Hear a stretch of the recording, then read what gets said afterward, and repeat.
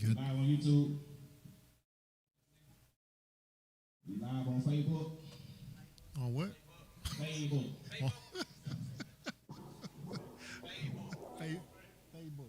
All right, hold the singers on y'all.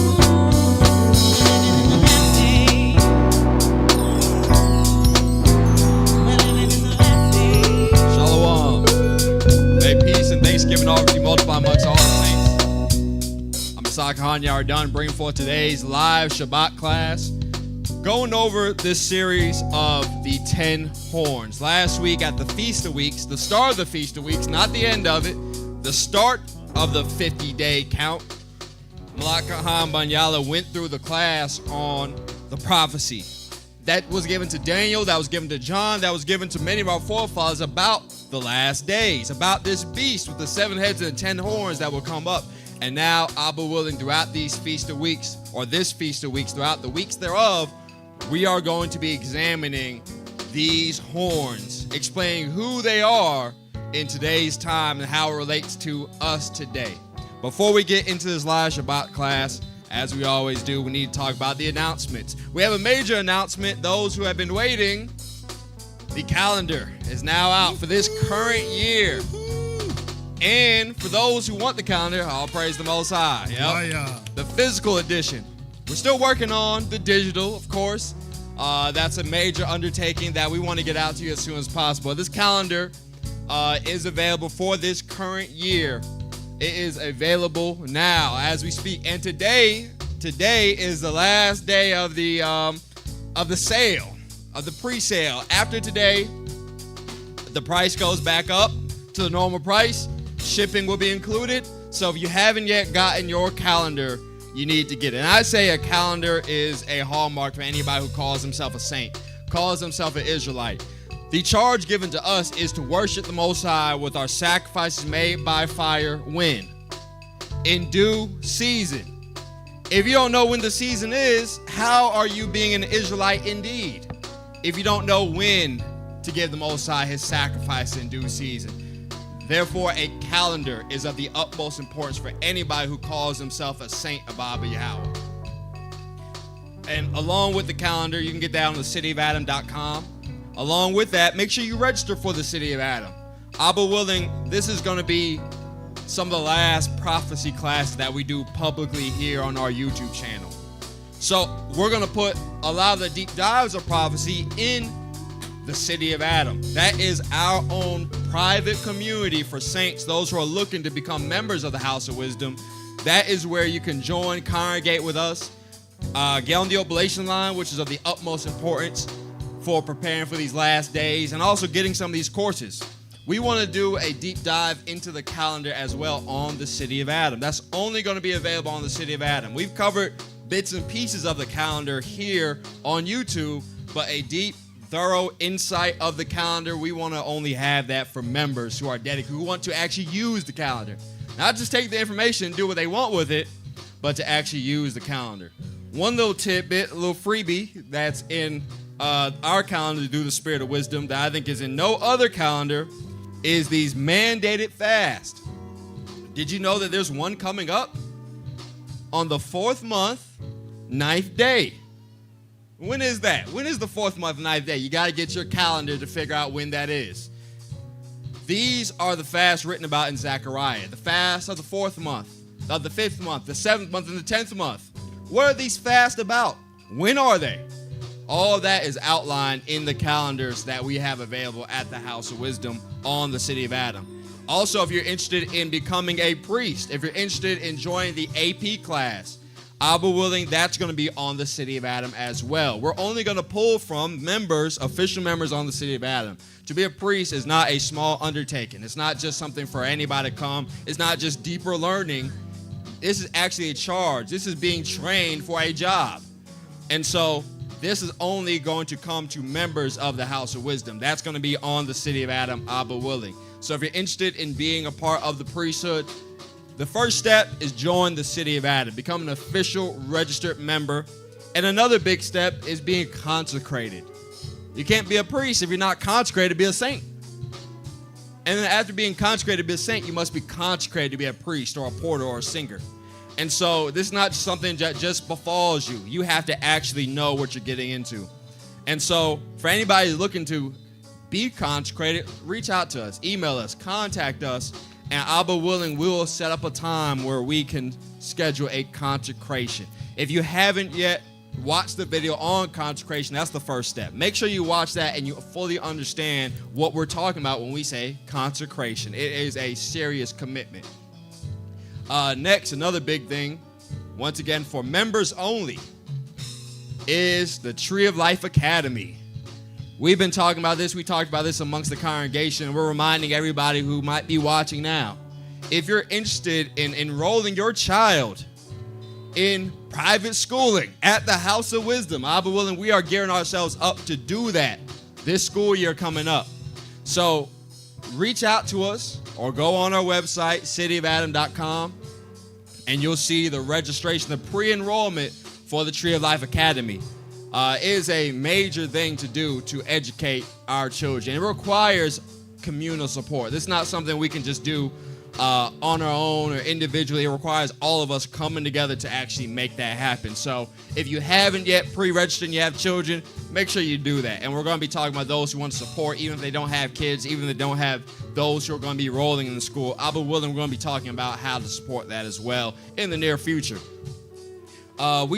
As I mentioned earlier at the beginning of this intro, we are in the Feast of Weeks. We are numbering and counting down the 50 days. We didn't start at Passover. We started at the summer solstice. This is when you truly put the sickle to the corn. If you are following a 50-day count after Passover, you're not doing what's written and outlined in the scriptures. You're doing what our nemesis have told you to do. You're doing what these Khazarian people have imputed to you because they didn't understand. They don't know. And so they say just 50 days after Passover. When Deuteronomy tells you 50 days, you number your 50 days when you put the sickle to the corn. That's not an arbitrary date. Corn, grain is ready to be harvested around the time of the summer solstice. But us living in our apartments in New York or Atlanta or wherever, we don't grow our own corn. We don't know. We're just used to crops being available all year round at Walmart, Target, or wherever. But those who were agrarian, they knew when it was time to harvest. And you count 50 days after that. So we just finished the first week of the Feast of Weeks. So I'll be willing in 6 more weeks, we're going to be gathering together again here in Atlanta to keep the 50th day of ingathering, what some know as Pentecost. So look out for that registration. I'll be willing. We're going to be doing that as soon as possible on the City of Adam. Another important thing to do throughout these weeks of the Feast of Weeks is to make sure you're offering your tithe offerings. This whole feast is about preparing your harvest, getting your agriculture together to offer the Most High an offering, a sacrifice on the 50th day.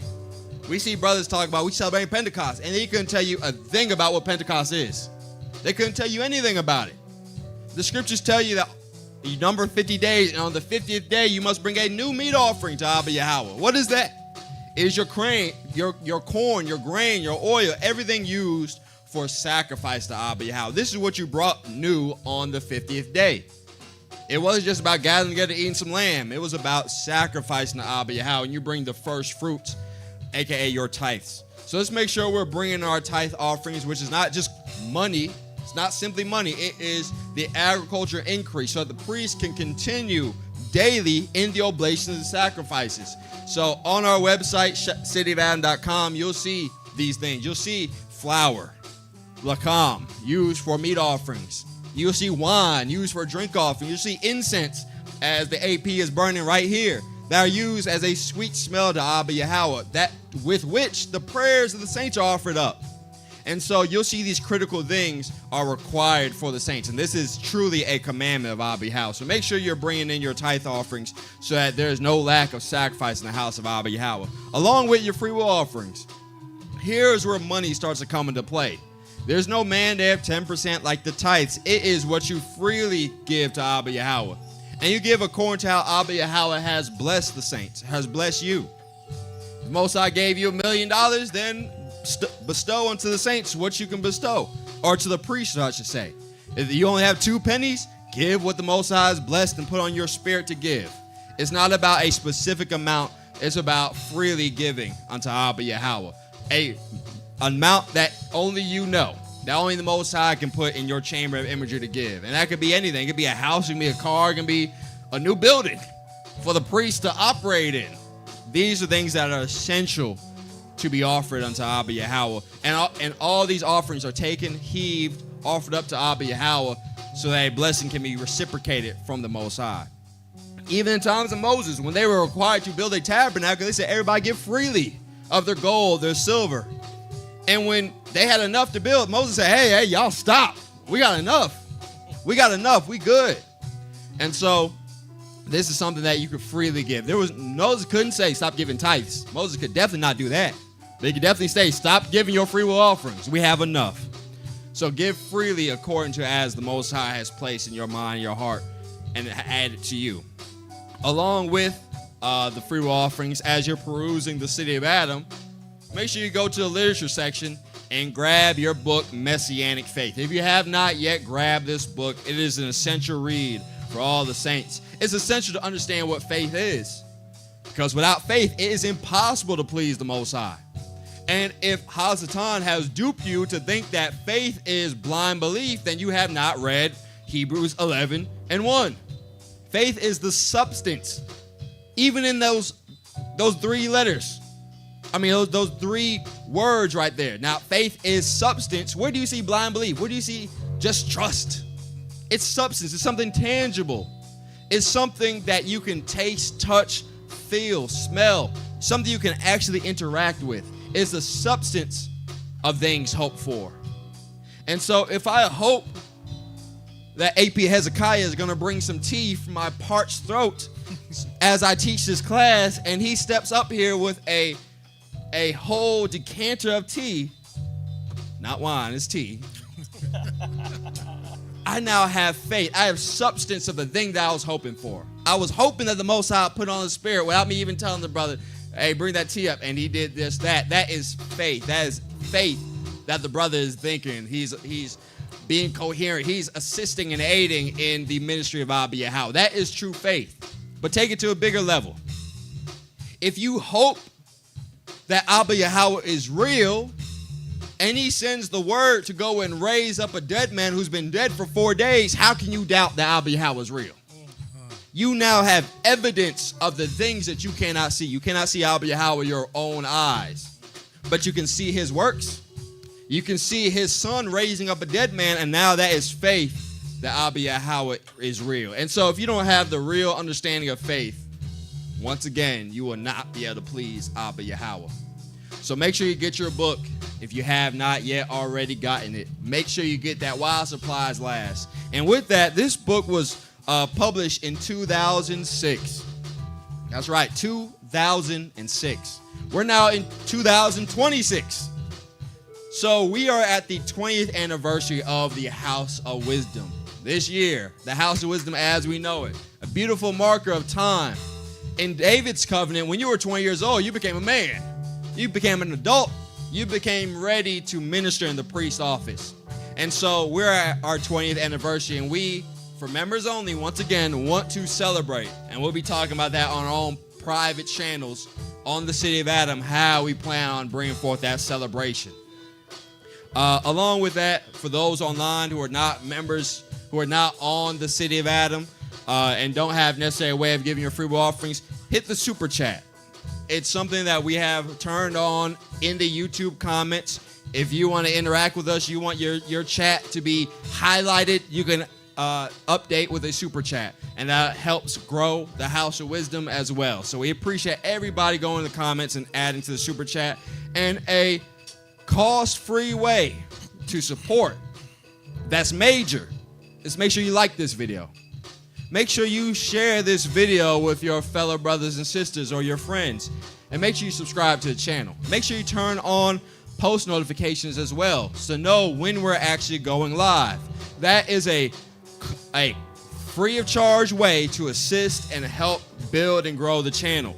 So definitely do that. And I cannot forget about the 9th hour. We've been taking our time restructuring, but I believe we're going to get back to posting on the 9th Hour podcast channel. So make sure not only do you subscribe to this channel, the House of Wisdom, you go to our sister channel, the 9th Hour podcast. Make sure you subscribe to that channel as well and turn on notifications so you get updates when we go live on there too. We do a podcast live. Most podcasts are not live. That means you can call in, you can talk with us, you can interact with us like a radio show. So make sure you go to the 9th Hour. Tune in as we start shifting gears and talking about some of the issues that pertain to us today. And so without further ado, we're going to get into this class. Once again, I'm Kahan Yarden, joined by our reader on my right. We're joined with some of the APs from the AP candidates getting ready for AP 6, AP Asa, and on my left, we got AP candidate Hezekiah. And we're going to get into this class, once again, the first horn of the 10 horns. Let's pick up in Daniel chapter 2, verse 26. You grab that AP Asa. Daniel chapter 2, verse 26. So as we mentioned last week, we went through these prophecies about the beast, the dragon, and the horns. And so we're going to do a quick recap for anybody who maybe forgot, didn't watch the class, who needs a little reminder. Daniel chapter 2, verse 26. The king answered and said to Daniel, whose name was Belteshazzar, art thou able to make known unto me the dream which I have seen, and the interpretation thereof? Daniel answered in the presence of the king and said, the secret which the king hath demanded cannot the wise men, the astrologers, the magicians, the soothsayers show unto the king? All right, so the backstory, many of us already know. Nebuchadnezzar had a dream that he didn't remember. And he gave his magi's, his soothsayers, which I equate to, well, we say that for the last part of this series. But nonetheless, gave it to the wise men, the supposedly wise men of the time, and gave them an impossible task. They said, yeah, we'll interpret your dream. We're good at that. We're good at making stuff up. And he said, no. Prove to me you're real. I don't even remember the dream. Tell me what the dream is and the interpretation. They said, this is impossible. All of them said, this is impossible. And so Daniel had a dream. It was visited by the Most High after beseeching him by prayer, and it was given to him. Let's read on. Verse 28. But there is a Most High in heaven that revealeth secrets, and maketh known to the king Nebuchadnezzar what shall be in the latter days. So what his dream was about what shall come in the last days. It wasn't purely about today. It was not about what would happen in even Nebuchadnezzar's lifetime. It was about the last days. It was about our days. Let's read on. Thy dream and the visions of thy head upon thy bed are these. As for thee, O king, thy thoughts came into thy mind upon thy bed, what should come to pass hereafter. And he that revealeth secrets maketh known to thee what shall come to pass. So once again, he said it is about what shall come hereafter. What shall come to pass. Not what has passed, not what is going on right now. What is going to come, once again, in the last days. Let's read on. But as for me, this secret is not revealed to me for any wisdom that I have more than any living. So once again, Daniel with his humility. This is not revealed to me because I'm a wise man, because I studied at Harvard and Yale, and I got a master's degree and a PhD in dream interpretology. That's not what it was. It's because the Most High chose him, put the Spirit on him to reveal it to him, to bring it to Nebuchadnezzar, but ultimately to the saints of the last days. Let's read on. But for their sakes, that shall make known the interpretation of the king, and that thou mightest know the thoughts of thy heart. Thou, O king, sawest, and behold a great image. This great image, whose brightness was excellent, stood before thee, and the form thereof was terrible. Actually, I think, engineer, I think we still have the image. If you could find that. I know you got a lot of jobs. If you could find that and bring it to bring it up for everybody. And so we see that Nebuchadnezzar saw in his dream an image. And anybody had a dream that you forgot, and then something happens and it brings it back up, you start to remember, it starts to click like that was the dream. You remember you had a dream, but you don't remember what it consisted of. This is that moment that Nebuchadnezzar was feeling like, yeah, that was it. That's it. No, I don't think it's in the, you probably got to bring it, actually add it in. But anyway, let's read on, APSI. This image's head of a fine gold, his breast and his arms of silver, his belly and his thighs of brass, his legs of iron, his feet part of iron and part of clay. All right, jump down to verse 36. So now we see that Daniel is describing to Nebuchadnezzar the image. Yeah, that's it. Let's bring it up. An image where the head was of pure gold. Then the body, the torso area with the arms was silver, and then brass or copper, and then clay, iron and clay on the legs. Well, the legs were iron, but the feet started to be clay. We're going to talk about that, or Daniel's going to talk about that as we read on. Verse 36. This is the dream, and we will tell the interpretation thereof before the king. Thou, O king, art a king of kings, for the Most High of heavens hath given thee a kingdom, power, and strength, and glory. And whosoever the children of men dwell, the beasts of the field, and the fowls of the heavens, have given into thine hand, and have made the ruler over them all. Thou art his head of gold. So on that figure, the head of gold is equated with Nebuchadnezzar. Nebuchadnezzar was the king of the Babylonian Empire. If we could bring that image back up again. Nebuchadnezzar is that king of kings, the one who dominated and ruled and overcame Israel as well, Jerusalem, and destroyed it and toppled it and took it over. That King of Kings is Nebuchadnezzar. Let's read on. And after thee shall arise another kingdom inferior to thee, and another third kingdom of brass. All right, so now we see another kingdom is going to come after Nebuchadnezzar.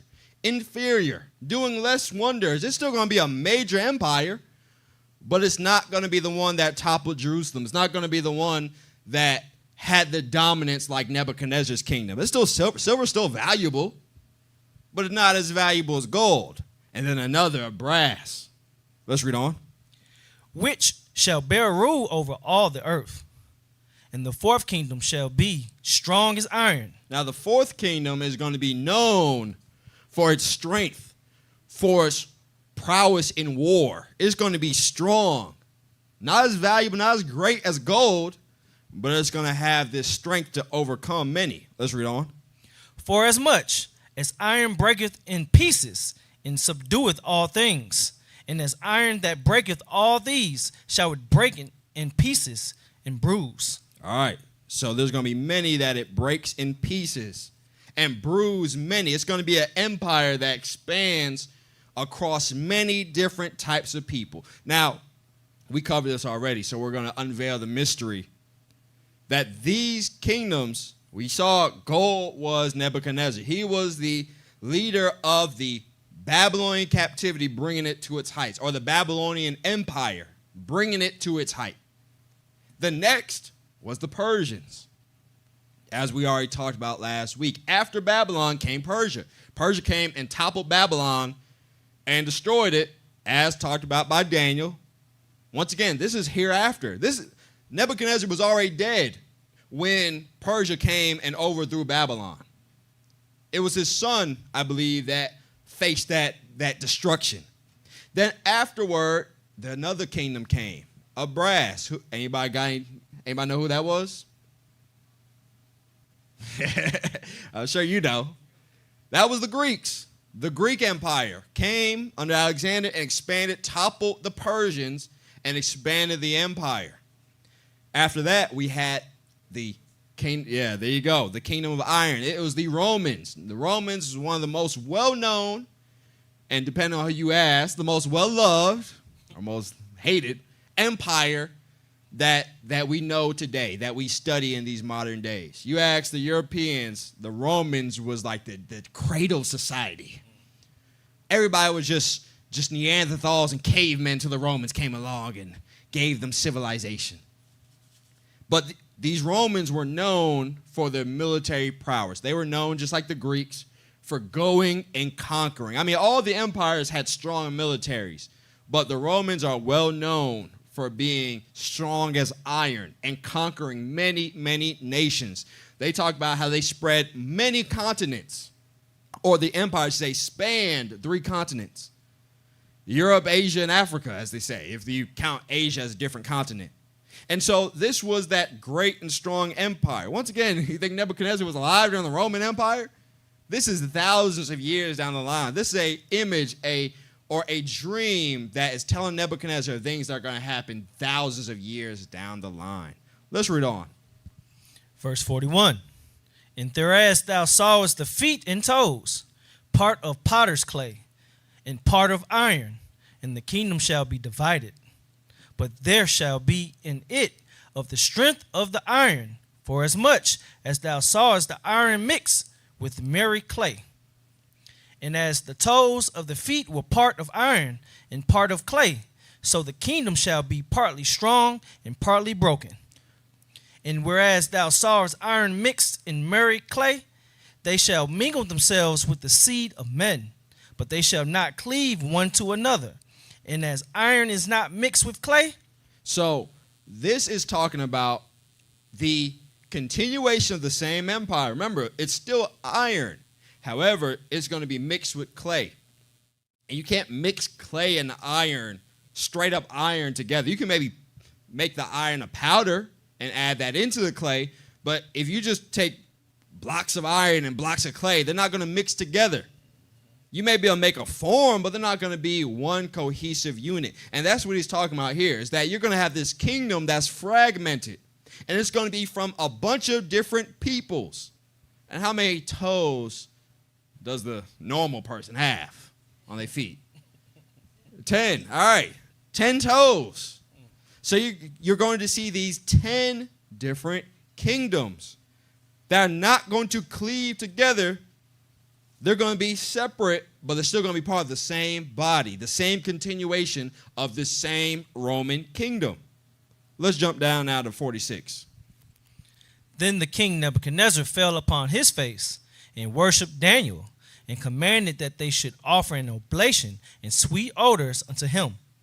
All right. For time's sake, let's drop that. If AP Hezekiah, you'll go to Revelation 12 and 1, and we're going to pick it up there. So Daniel, being a wise man, interpreted this dream that Nebuchadnezzar had. And the dream was only about not things past, but things to come. And just like you see with many things, many of the prophets, you'll see them seeing the same thing, and they'll not add on to it, but they might see a different part, or they might have a different component that they bring out in their prophecies. You see that several times, even with the temple. You see it from Enoch. From his day, he saw the temple, and the way he described it was the same way that Moses was given to it. Same way that it was given to David, to Solomon, then to Ezekiel, then to John as well, who wrote the book of Revelations.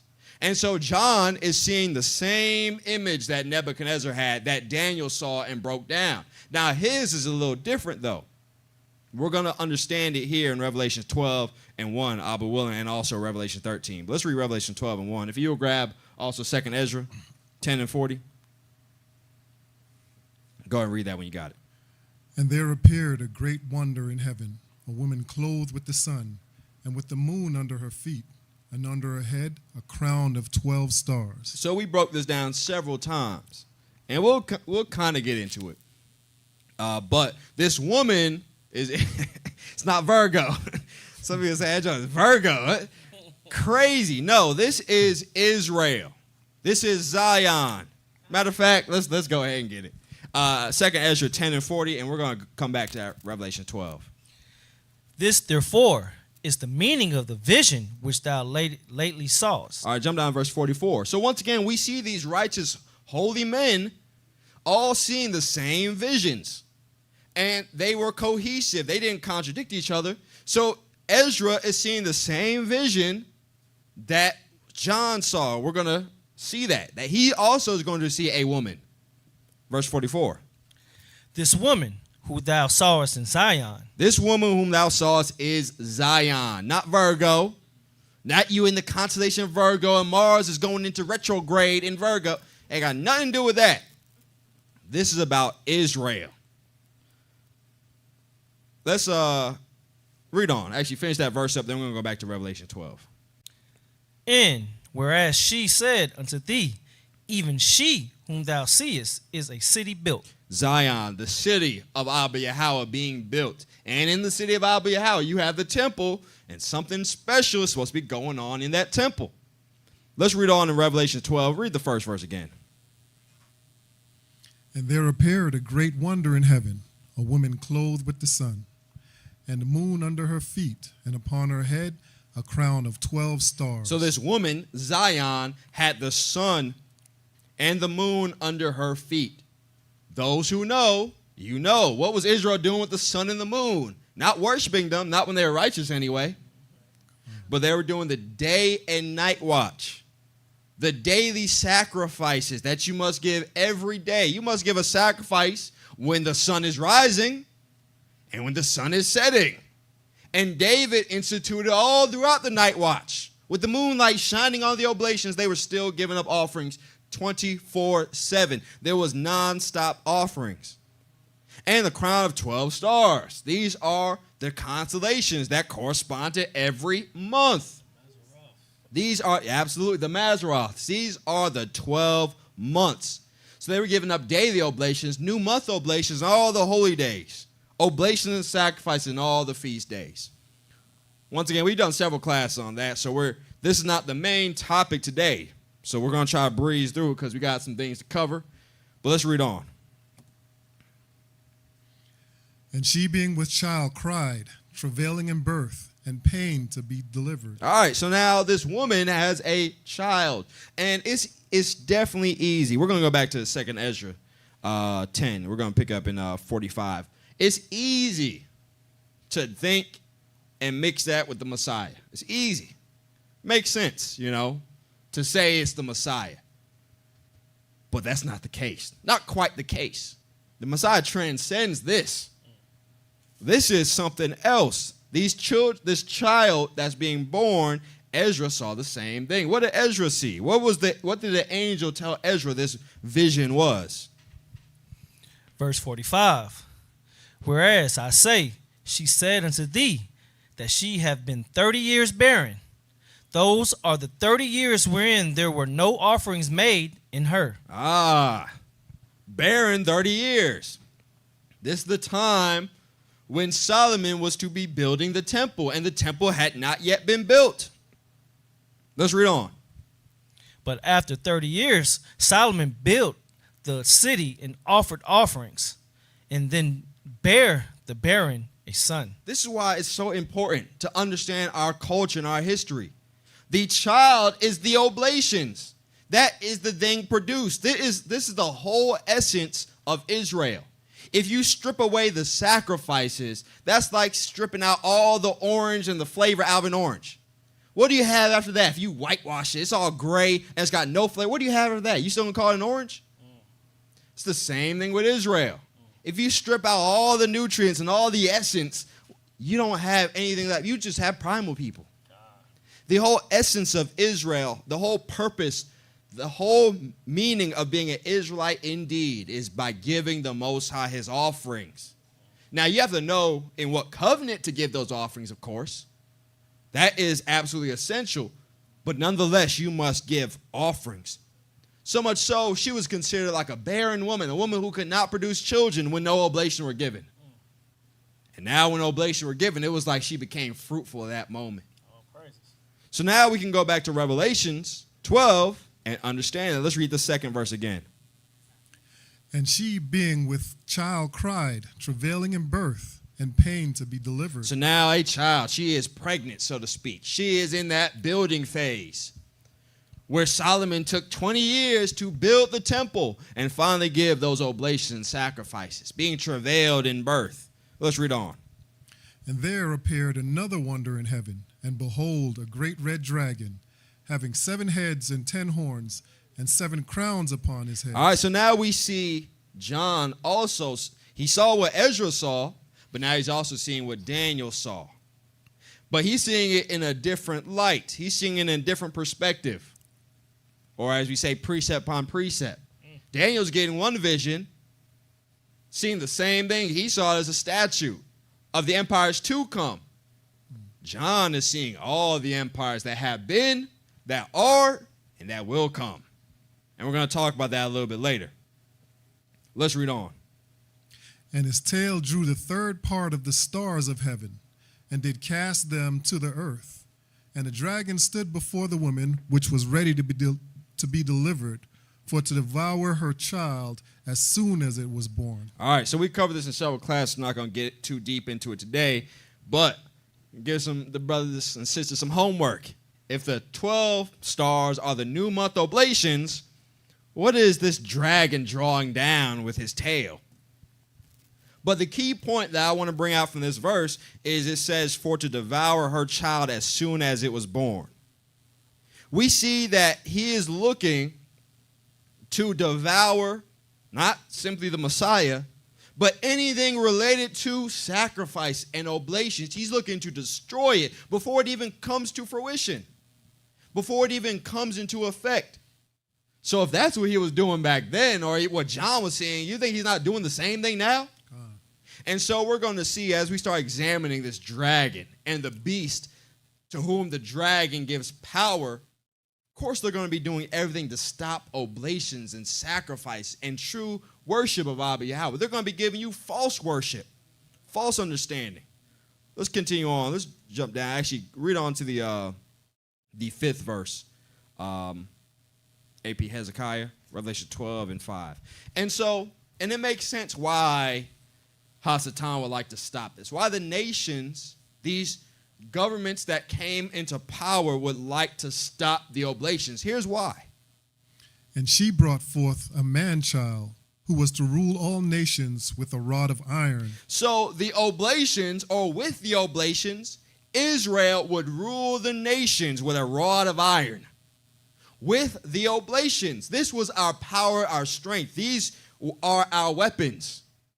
And so if a nation doesn't want to be ruled, stop the oblations. If a nation wants their own power and their own autonomy, stop the oblations. And this is what they've learned over millennia of seeing us rise and fall. We rise up and give the Most High a sacrifice. Then we get fat, we get weak, we stop giving the Most High's oblations, and he curses us. And the nations get power. And so they started to learn. After a few times in that cycle, they started to learn. I see the pattern. If I can stop them from giving the Most High's oblations, I can reign over them. That's right. Let's finish that verse up. And her child was caught up unto Abba and to his throne. Let's jump down now to the 9th verse. And the great dragon was cast out, that old serpent called the devil and Satan. So now we see that this dragon, without a doubt, is Hasatan. Not the white man. Not the white man. It's crazy. They say, see, he's red. Who else is red? It's the white man. When you look at it, the word is not just red. It's pyros. Anybody know a little bit of Greek roots? What does that sound like? Fire. Absolutely. He says a fiery dragon. Not just a red. They just translate red because it's simple. It's easier. A fiery color, so to speak. Here's the color of fire, which is even scarier. So a red dragon, okay, that's whatever. It's like Clifford the Big Red Dog. But a fiery dragon, that's a little scary. Yeah, it's many colors. Absolutely. And so you see also that it is spiritual. Nothing is just the color of fire. Nothing on earth is just the color of fire except fire itself. And lava and things like that. Things that you can't just contain. And so this dragon, this serpent, the devil is a spirit, an entity. We already saw the vision is in heaven. It is not down to earth beneath. Hasatan is up in the heavens doing this work, making war, or Michael and the angels are going to make war with him and cast him forth out of heaven. But we see that this dragon is Hasatan. It is Satan, the devil, that old serpent. The serpent who's been here from the beginning, from the days of even Adam. And so to say, once again, simplistically that it is the white man is really doing us a disservice.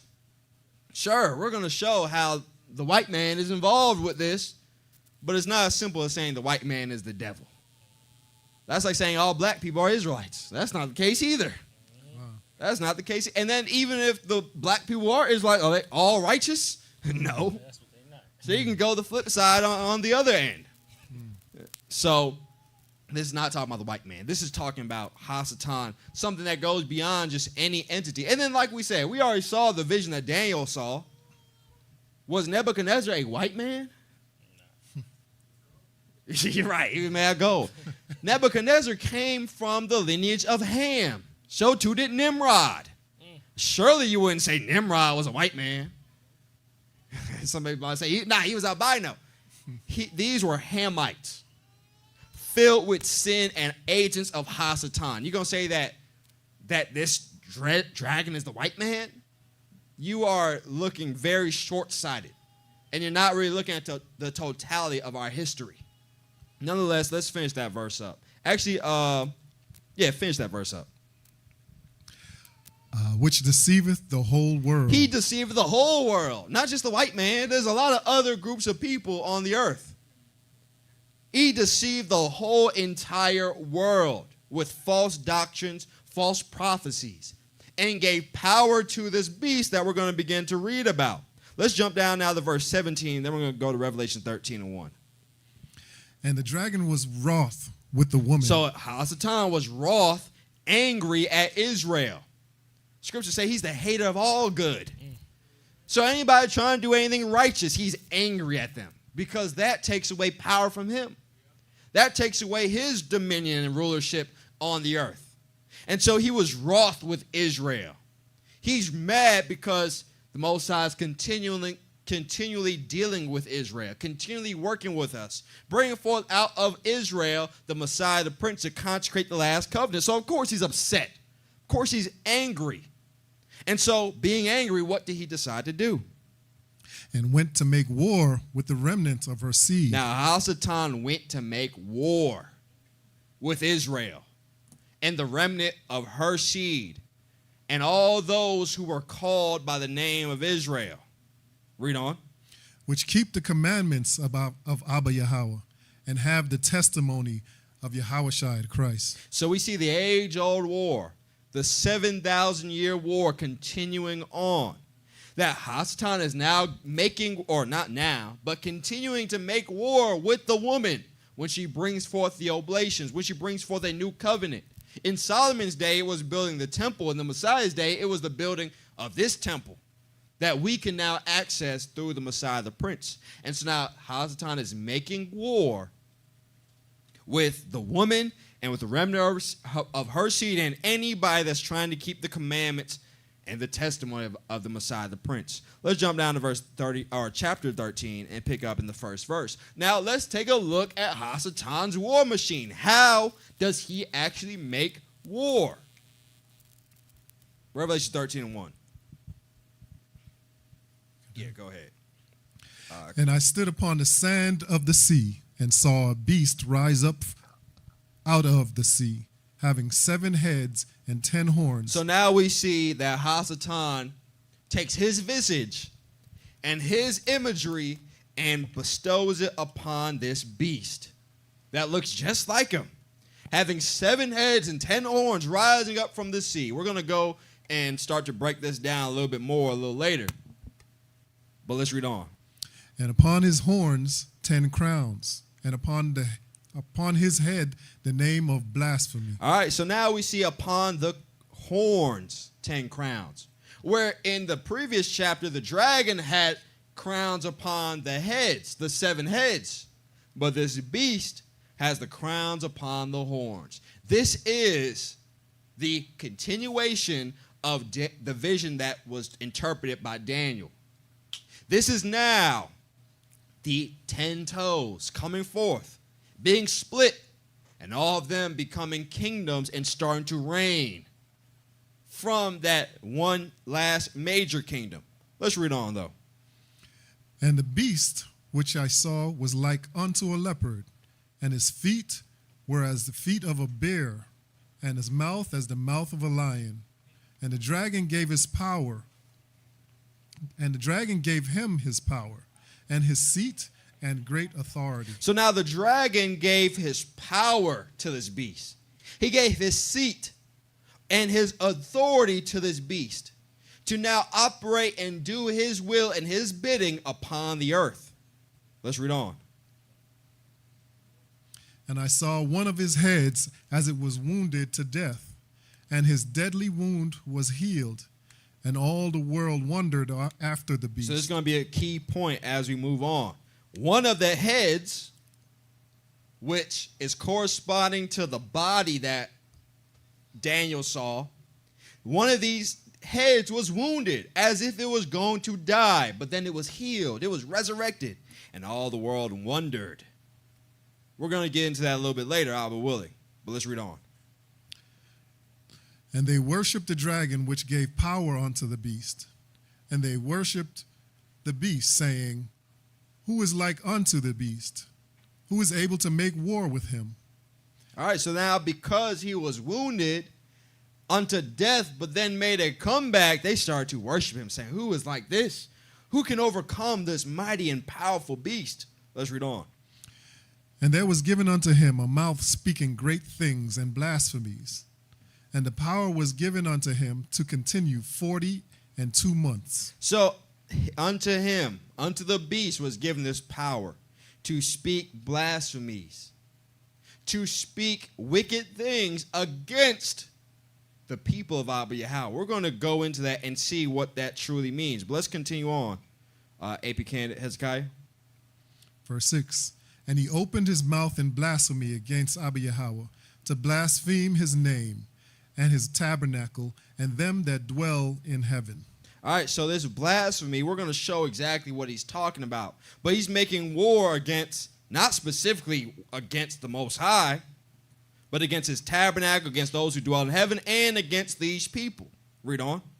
And it was given unto him to make war with the saints and to overcome them. So Hasatan, seeking to make war with Zion, gave the beast power to blaspheme against them, making war with the saints and overcome them. Read on. And power was given him over all kindreds and tongues and nations. And all that dwell upon the earth shall worship him, whose names are not written in the book of life of the Lamb slain from the foundation of the world. If any man have an ear, let him hear. All right, if any man have an ear, let him hear. Meaning, this is a mystery. This is not something that's just easily interpreted and easily understood. You must be a person unto whom the Most High bestowed and blessed you with the spirit of wisdom to understand these things, especially the next verse. Let's read on.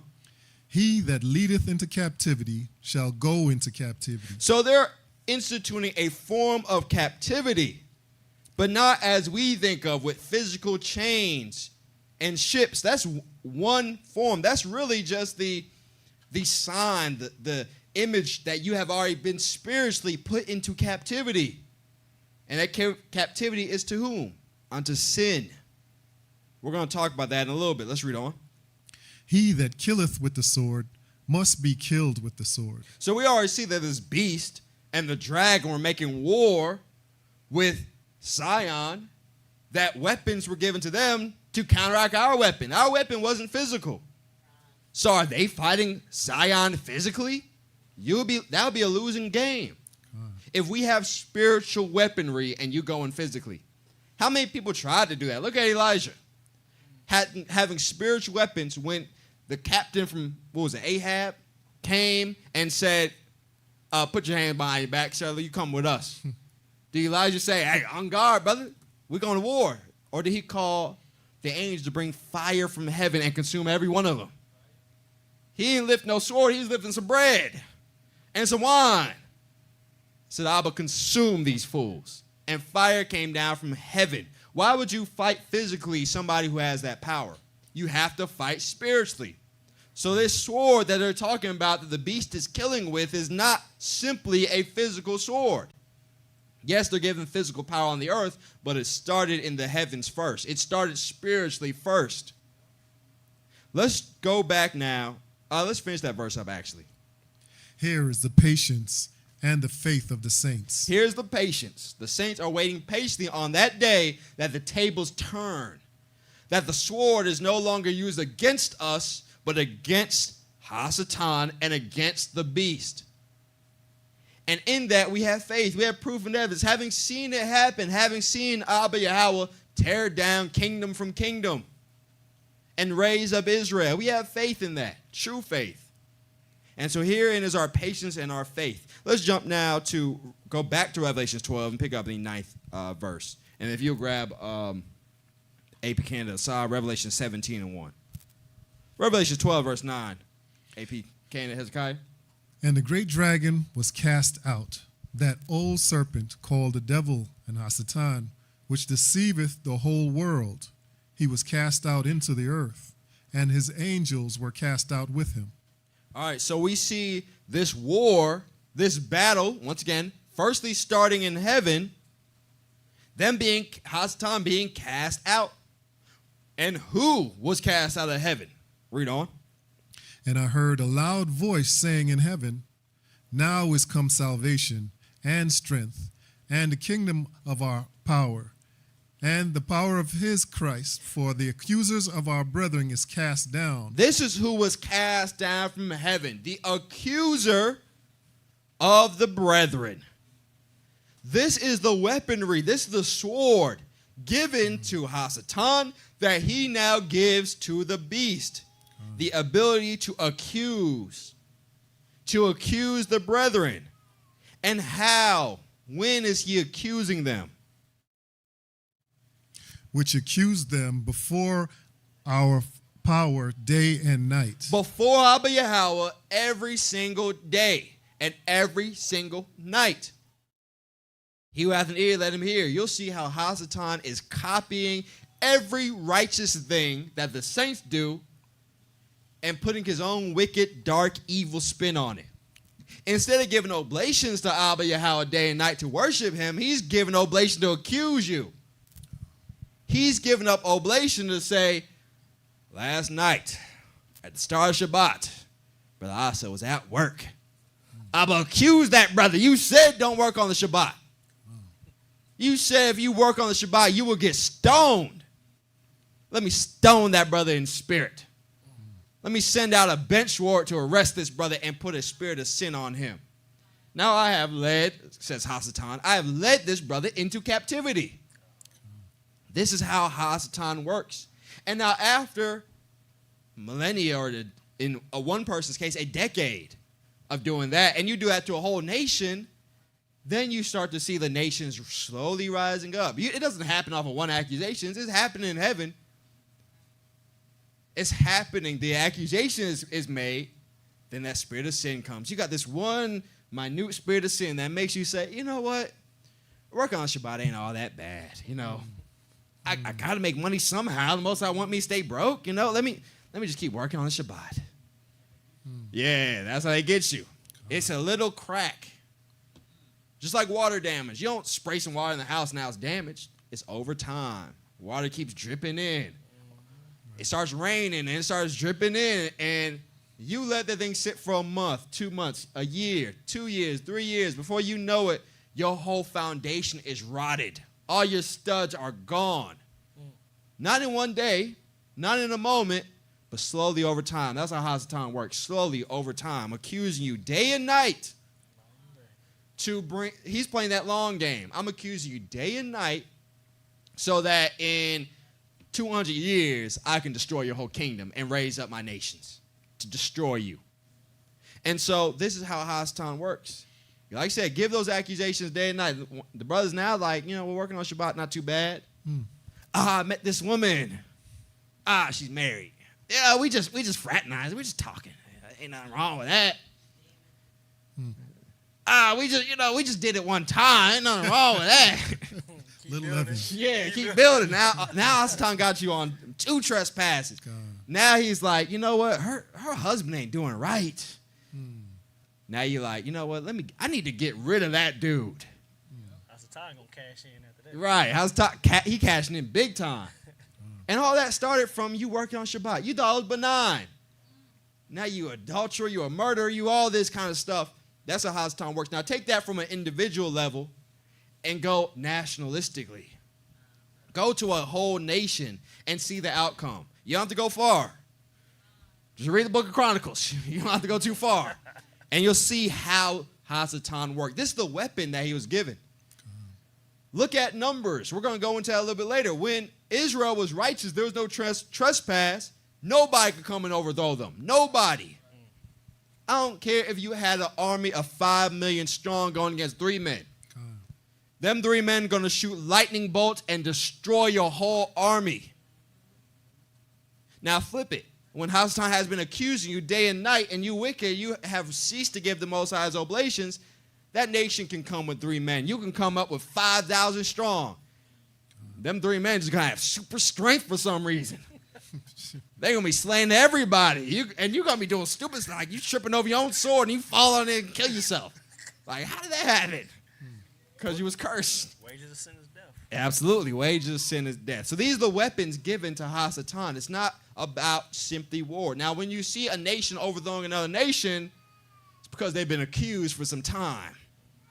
It happened in the heavens first. Let's go now to Revelation 17:1. And now we're going to get the breakdown of everything that we saw. Once again, it's a continuation of what Daniel saw. It's really a more complete picture, so to speak. Revelation 17:1.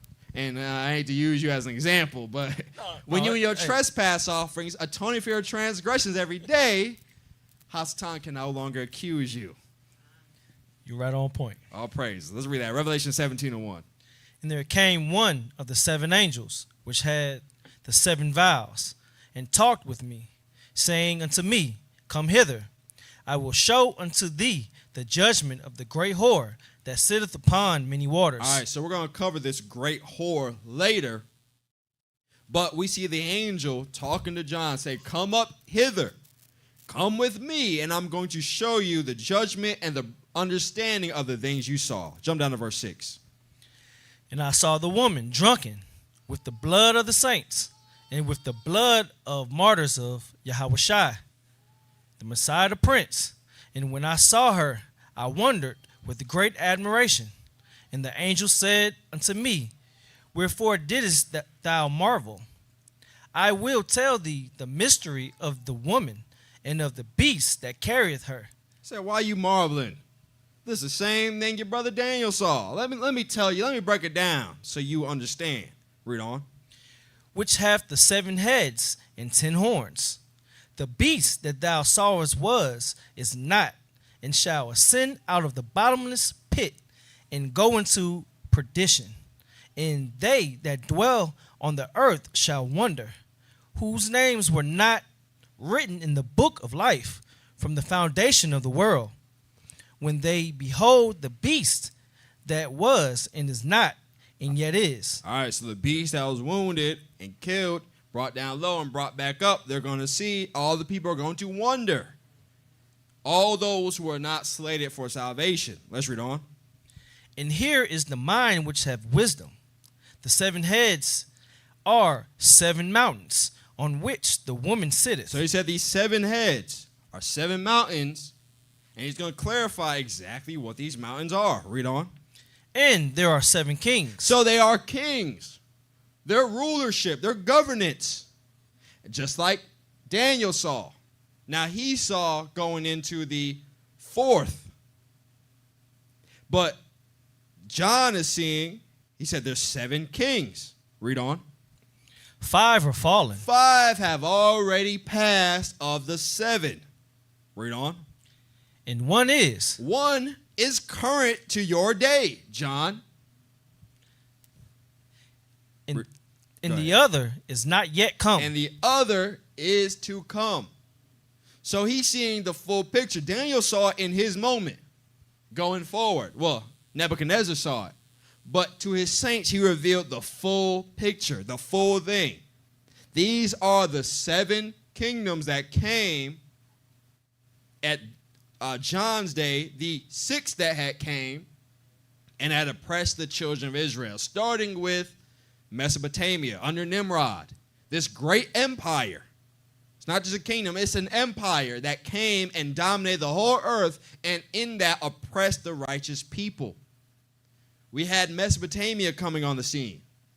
Nimrod rising up, conquering all these other nations, and in that oppressed Abraham and his offspring and prevented all manners of righteousness. Wanted to kill Abraham because a vision was given to him, or not a vision, but a star came forth and showed the Magi's, Abraham is about to come and overthrow your kingdom. And Nimrod said, I got to do something about it. Hey, Terah, go ahead and give me your kid. I'm about to kill him. And I'll give you gold and silver. And so Terah was, he wasn't going for that. He wasn't righteous, but he's like, I can't kill my own son. And so Abraham was preserved. The second kingdom or empire was that of the Egyptians. Came, and we can clearly see their oppression against the children of Israel. They obviously had us in captivity for a couple hundred years. Well, not 400 years, but about what, 2 or 3 generations? Yeah. And so they oppressed us, and they put upon us hard bondage, from which we were freed. And so now, after the Egyptians, you had skirmishes in the land of Canaan against several other people. You had the Philistines, you had the Midianites, but none of them were this great, powerful empire. They had their kings, and they were going to war, but they were all small little skirmishes. The next empire, that dominated the whole region, was the Assyrians.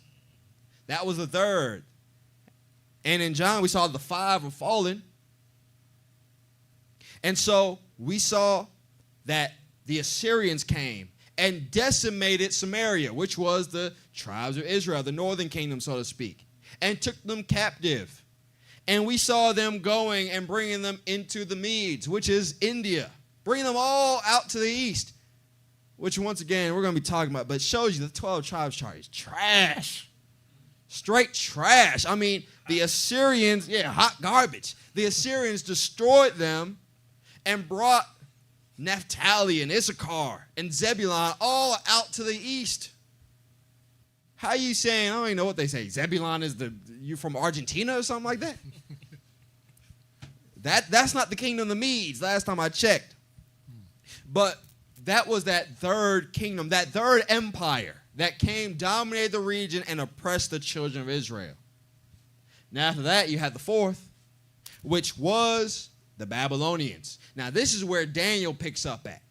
Seeing Nebuchadnezzar as the head of gold, a great kingdom, a great empire that once again oppressed the children of Israel and brought them down, destroyed Jerusalem, and brought them into captivity into Babylon until the time of the Persians. That is the fifth.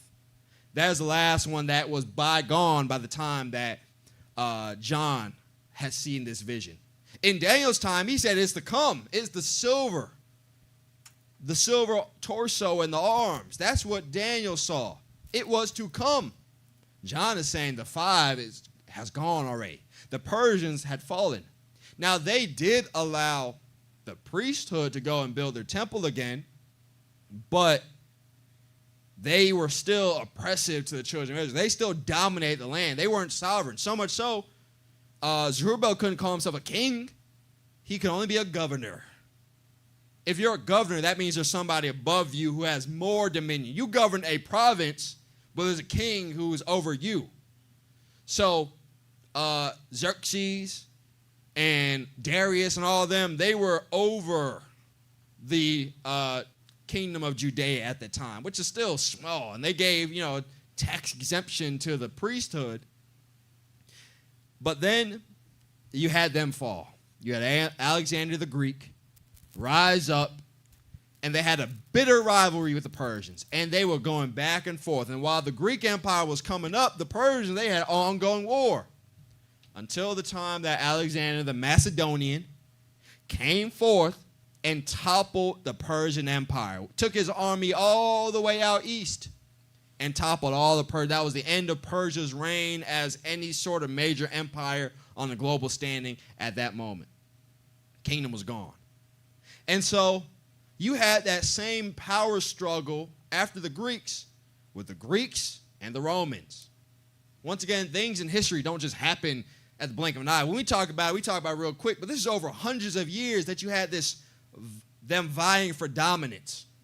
And so 5 were gone, it said. 5 were fallen. Once again, Mesopotamia, Egypt, Assyria, Babylon, Persia.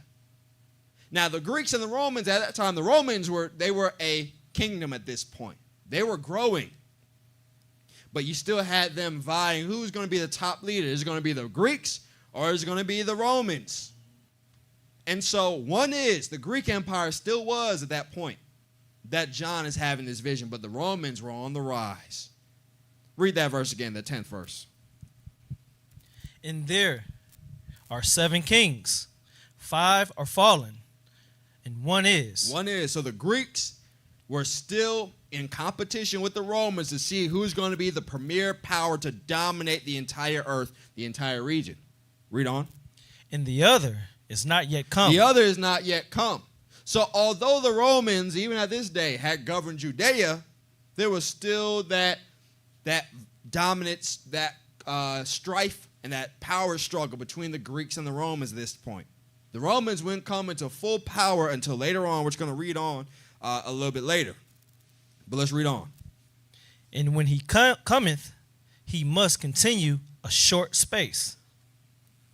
And the beast that was and is not, even he is the 8th, and is of the 7th, and goeth into perdition. All these are part of the same beast.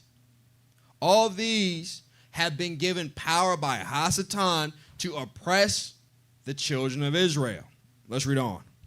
And the 10th horns, which thou sawest, are 10 kings. So now the 10 horns, or what Daniel saw, the 10 toes, are 10 kings. They're not going to be like this main one, but they're going to want to be like it. Read on. Which have received no kingdom as yet. As of yet, they have not received power. So the one kingdom, the last kingdom is going to come, and then after that, these 10 horns are now going to receive power. Or after that last kingdom, these 10 horns, these 10 kings are going to begin to get some power. Read on. But receive power as kings 1 hour with the beast. Just 1 hour. You can give them just 1 hour to reign, to see what you can do. Wreak havoc in your 1 hour. So these are going to be empires and kingdoms that come that are not going to have that same status as Rome or Persia or Greece or Babylon. They're going to try, but they're going to have that 1 hour to do what they can do and try to see if they can destroy the children of Israel as much as possible. Let's read on. These have one mind. So just like Daniel saw, they were mixed iron and clay. Read on. And shall give their power and strength unto the beast. So they're going to be different kingdoms, but they're going to have one mind, one mission. They're all going to be on one accord to give their power and strength to the beast by oppressing the children of Israel, the chosen people. One mind, one accord to do this mission. Let's read on. These shall make war with the Lamb. As we see, they are going to make war with the Lamb. All 10 of these horns are going to continue in this bitter war that they have given power to wage by Hasatan. Let's read on. And the Lamb shall overcome them. For he is most high of all most highs, and kings of kings. And they that are with him are called and chosen and faithful. So in the end, the Lamb is going to overcome the beast, the horns, and all these visions that these righteous men are seeing. But let's read on.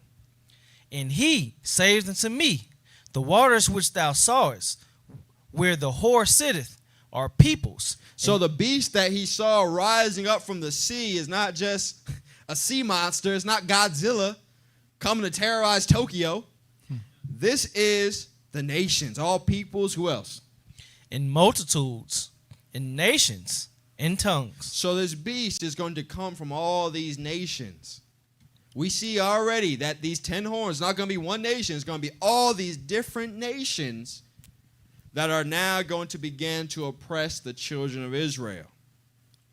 Now, just to prove the point even further, we're going to look at this article. This class is really going to be about half scripture, half history. So make sure you get yourself together. I know everybody got the scriptures, but we're about to go into some articles to get some history on it. We saw that John was saying 5 kingdoms are fallen, 1 is, and 1 is to come. Now, how is he talking about the Romans when the Romans already existed at that time? Let's read that article from, I think it says, How Big Was the Roman Empire? Shorts, ATI, allthingsinteresting.com. How big was the Roman Empire? AP Hezekiah, if you go ahead and read that, start at the top of that article. The sprawling empire reached its peak in 117 Common Era. So we see that Rome didn't reach its height until well after John, well after the Messiah. Jerusalem was destroyed about 70 AD. So it took another about 40 years for it to actually get to its height. That's a whole generation. That's a whole rulership. And so the empire reached its peak well after John had that vision. This is the one that was to come. It didn't reach its peak until after that vision was given, once again showing that prophecy was right on point. Let's read on. When it stretched from the northern border of England down to North Africa, and from the Atlantic Ocean in the west to the Persian Gulf in the east. So this is how vast the Roman Empire was. And we have an image of that for those online if they want to see it. Let's go ahead and bring that image up of the Roman Empire. We see that it went all the way up to England. That's how wide the Roman Empire scaled. all the way up to England, and then went down south to northern Africa, and then all the way from the coast of the Atlantic Ocean all the way out to where Persia is, almost toward India, reaching in toward India. This was the height of the Roman Empire after the vision was given to John. This is what they are talking about right here, that this was the scale of the Roman Empire. Let's read on.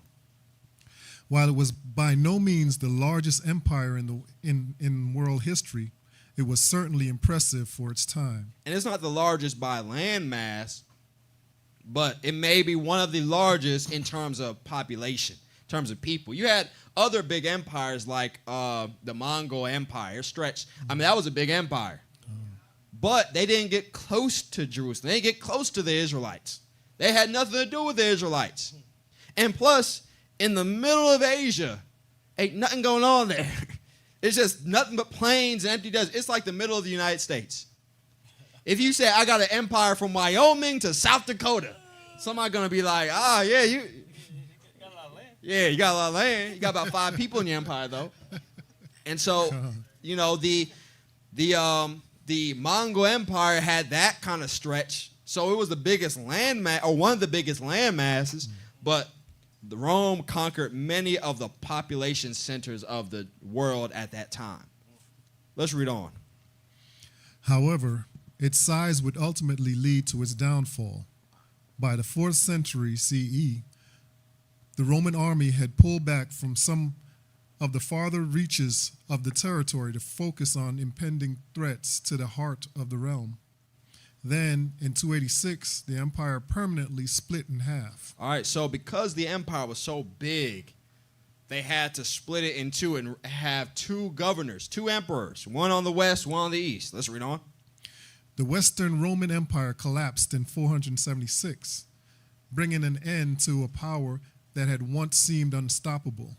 But the immense size of the Roman Empire cemented its legacy as one of history's most famous domains. All right, so as we start getting into the understanding of these 10 horns and who they are, we're going to be focusing on the first horn, the very first one. And so to understand it, we got to do a brief stroll through history, starting with the Roman Empire. Because, as we saw with Daniel, these 10 toes, which is equivalent to the 10 horns, they all stem from this empire, this kingdom of iron, which was the Romans. And so all of them were seeking to replicate and do, within their hour, the little 15 minutes of fame, what the Romans had done. So all of them are trying to emulate the Romans. All of them are trying to be like the Romans again. So we need to understand and look at history starting from the Romans and move forward to understand that. Let's move on. We're going to go to another article in the Encyclopedia Britannica on the Byzantine Empire. Anybody familiar with the Byzantine Empire? All right. Byzantine Empire didn't exist. There is no such thing as the Byzantine Empire. The Byzantine Empire was a name slapped on it by later historians. What is the Byzantine Empire? What is that? Read that in Encyclopedia Britannica. The Byzantine Empire, the eastern half of Roman Empire. It's the eastern half of that kingdom, that empire that split into, 286? And so the West had some dominion. Then they split it at what they call Anatolia. Right there, if you look at a map and you see their empire, there's Europe, and then they say this is the split between the 2 continents. Right there, there's a small little spot where Greece or like Bulgaria touch Turkey, modern-day Turkey. That is where they split the empire. So you had the West and you had the East. And so the Byzantine Empire wasn't what they called themselves. That was just, no, you don't need to bring that one up just yet. That was just the eastern half of the Roman Empire. So in 476, the West fell. But the East continued on and had its revival. Let's read on. Which survived for 1,000 years after the western half had crumbled into various feudal kingdoms. All right. Actually, yeah, y'all right. Engineers, bring out that image. And so the West had crumbled in 470, but the Byzantine, so to speak, the eastern part of the Roman Empire continued on for another 1,000 years. And you see on this graphic, those watching online, and those in the audience, if you want to see it, you can pull up your phones or pull up your devices and look online. You see that they actually start to expand. And they expanded in the year 500. And you see the red outline is where they expanded to, almost to the same length as the full Roman Empire. But then over time, like all empires, they start to shrink. And so you had the empire, the pinkish area is what it was at the year 1020. And then the dark red, the deep red, it was at 1300. You see they start to shrink over time. But you see they had a collapse and then a resurgence of the exact same empire.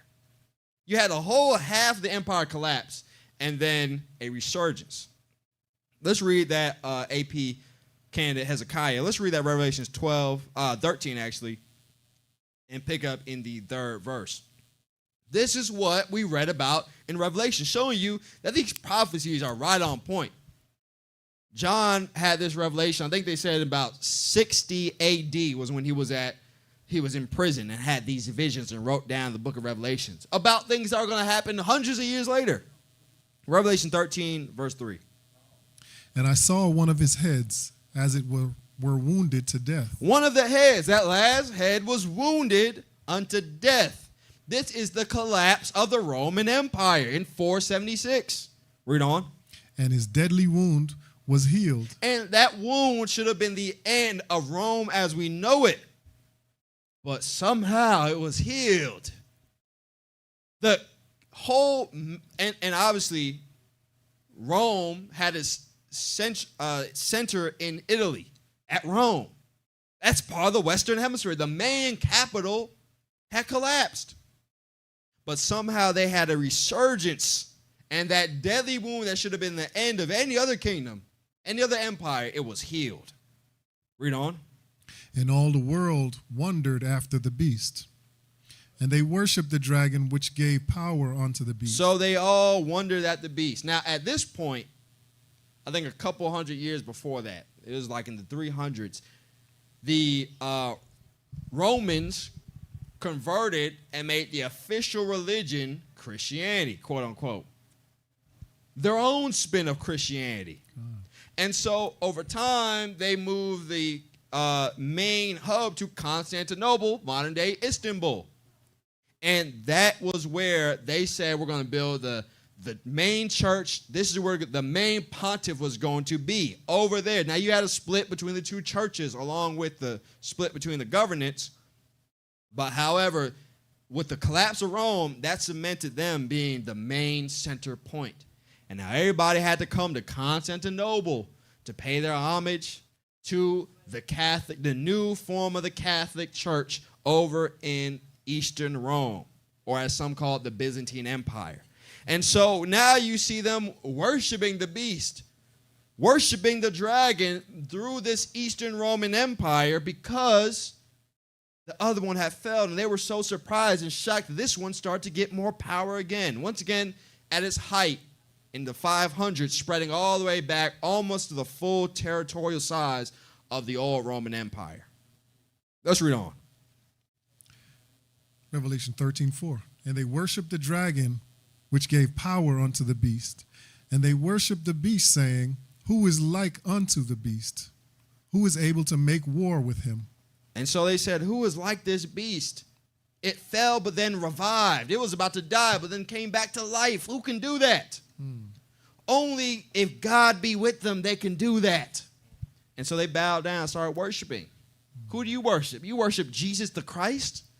And he's lily white? I worship that God too. That's how they operate. That's how the beast, well, one way that the beast got them to engage in this idolatry and walk away from the truth of Abba Yahweh. Now, we're going to move on, because during this span of time, before we get to the head or the horn, we talked about the head. We're going to talk about another kingdom that was not the head nor the horn. But it's important to note in history, because they fill in the gap between the Byzantine Empire, so to speak, and the horn that was to come. Now let's go to, if you'll grab a Wikipedia article. Wikipedia has gotten a lot better over time. And so you can kind of trust the sources, but also fact check it. We're going to go to this Wikipedia article called List of Caliphs. And so now we talked about this in another class. We talked about the 10 weeks of Enoch. That there were caliphates that start to grow during this time. Let's read that in on that article. AP candidate Asa. List of caliphs. The first caliphate, the Rashidun Caliphate, was ruled by the 4 Rashidun caliphs. The Rashidun Caliphate ended with the first Fitna, which transferred authority to the Umayyad dynasty that presided over the Umayyad Caliphate, the largest caliphate and the last one to actively rule the entire Islamic world. All right, so now during this time, after the fall of Rome and after the growing expansion of the Eastern Roman Empire, you also had elsewhere in Arabia and starting to be in Africa, another kingdom starting to grow. You start to have these caliphates, these Muslims. Now, we know the Romans, obviously they were Europeans. Even the Eastern Roman Empire was filled with Europeans. And so now you had, at the same time, this group growing. And these were not Europeans. These were actually Shemites. These would be the offspring of Ishmael. You start having them grow. And there's a reason we're covering them right now, because we have to know this distinction to understand the first horn. And so you have the Rashidun Caliphate, then the Umayyad Caliphate. And we covered this in the 10 weeks of Enoch, they actually treated the Israelites well in their reign. Now, yes, they engaged in slavery as well. We're going to get into that a little bit later. Because Israel is still oppressed. Israel is still cursed. But there were many that actually reigned up and raised up, which we covered in Enoch, and started to govern and make decisions on the world stage. Let's read on in the article. The Abbasid revolution overthrew the Umayyads and instituted the Abbasid dynasty, which ruled over the Abbasid Caliphate. All right, so another thing that's not in this article, but obviously you could study and read it, obviously there's differences in these factions. One thing about the Umayyad, they felt like you had to be a kin of not Abraham, but of Muhammad to be a ruler over the dynasty. And so you see it was a dynasty, meaning it was a family lineage, showing that they had some connection, some biological connection to Ishmael and the Abrahamic lineage. But we're going to see this first horn has nothing to do at all with their lineage. Nothing to do. So you have within their own realm, like you have with every empire, you have factions rising up and vying for power. You had the Rashidun, you had the Umayyad, then you had the Abbasid. Let's read on. The Abbasid Caliphate was initially strong and united, but gradually fractured into several states whose rulers only paid lip service to the Caliph in Baghdad. All right, let's get Enoch chapter 19, verse 91, I should say, verse 12. AP candidate Hezekiah. And if you get that Wikipedia article on Dhimmi, we're going to try to read into that real quick. Enoch 91, verse 12. And after that, there shall be another, the 8th week, that of righteousness. And so we don't have time to go through the whole 10 weeks of Enoch, but we had a series where we covered this already. In this 8th week, which each week is 700 years. So if you do the math, 8 times 7 is 56. This is the year 5,600, around the time where Muhammad starts to reign, and obviously this is after the fall of Adam, not, BC or anything like that. This is 5,600 years after the fall of Adam. And so now you start to see this is when Muhammad and the Muslim Caliphate start to grow. And in this week, you had righteousness. Read on. And a sword shall be given to it, that a righteous judgment may be executed on the oppressors. And a sword shall be given to the people, the righteous of this week, and they shall execute judgment upon the oppressors. Read on. And sinners shall be delivered into the hand of the righteous. And so we showed this, how there were, within these Muslim caliphates, they had an agreement with the Israelites, who a lot of them taught Muhammad and gave him the understanding of his religion, that later people would start to split and change and start to be anti-Jewish, so to speak, anti-Israel, just like the Catholics did. They took the righteousness of the saints and perverted it and changed it to something less Jewish, so to speak. So too did the Muslims eventually. But at first, they were united within that seventh covenant, and they taught them the things and the ways of the covenant. So much so, there's reports and writings that first Hajj that Muhammad did was to Jerusalem, not to Mecca. And you start to see over time, they start changing that, say, we can't have, that's too Jewish. We need to make that Hajj to our own city. We're going to call that Mecca. But nonetheless, you see that they were operating lockstep, and they raised up a lot of Israelites to help them govern. And in that, they started to conquer. We know of the Moors going forth to Spain and Portugal and taking over. And they were the ones teaching them basic necessities. Like, dang, you don't know how to wash yourself? Take this sponge, go in your armpit, and scrub. They didn't know that. And so they started governing and taking over some of these realms. But over time, obviously, you had that dialing back. But let's read that. Let's get that article. Once again, Wikipedia. Once again, you can corroborate this, which we've done, but Wikipedia encapsulates all the information in a nice package so we can get through it real quickly. Let's read that understanding of this Arabic term called dhimmi. What is that term? Dhimmi. Definition: protected person. IPA, collectively, is a historical term for non-Muslims living in an Islamic state with certain legal protections and restrictions. So historically, this started in the Umayyad and the Abbasid dynasties. They had these dhimmis, protected people. What else do they say about them? Read on. Historically, dhimmi status was originally applied to Jews, Christians, and Sabians, who are considered people of the book in Islamic theology. They call them people of the book. You are the people of the book. We can't oppress you. We can't go and conquer you and rule you like we're tyrants. We have to rule you like brothers. Yeah, we're reigning now. Ishmael is reigning now, but you still have Isaac. So we're going to operate like brothers, like Abraham was still here today and we were brothers. Now, I cut it out of here for time's sake, but I'll go ahead and read it because I don't know if we're going to get back to it.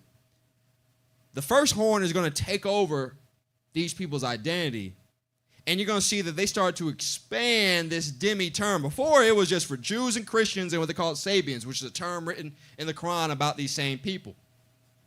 Then it said expand to Buddhists, Hindus, Zoroastrianism. What? What they got to do with it?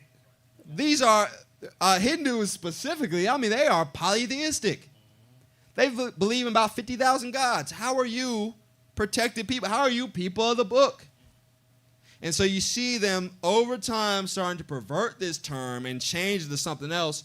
And you're going to see that, well, not going to see, but I'll just tell you now, that changed from pressure from outside, from these other groups of people.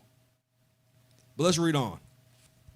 Under Sharia, the dhimmi communities... And Sharia is not this, we hear today, like, from these conservatives, like it's some boogie word.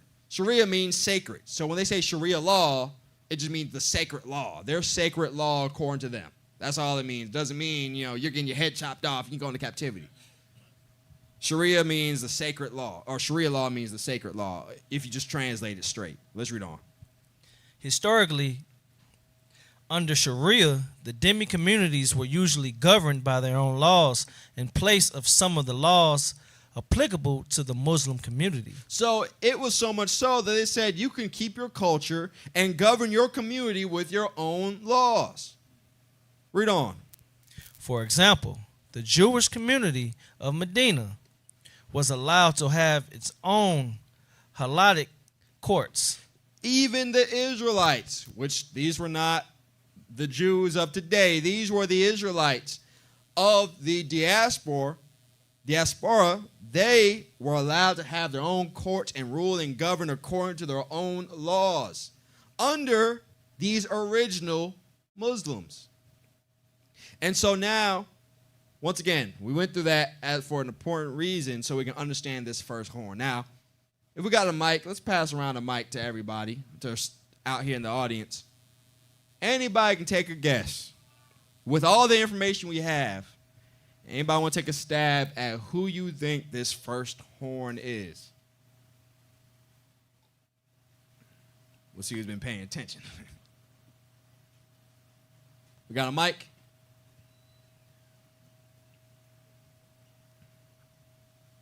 Anybody think they know who this first horn is? Anybody? I see a sister in deep thought. What you got? You got something, sis? Yeah, okay. Anybody? Let's go to that article. Factsanddetails.com. We're going to see who the first horn is. And it might surprise you. Well, we got the mic out. Anybody? Any takers? Any guesses? I'm going to take a stab at it. First horn. Who is this representing? The first horn to take power. Remember, they're like the 10 toes. They're all separate people vying for power, vying to be like Rome and have a great empire. And in that, oppress and make war with the saints. Who you got, sis? Who you think?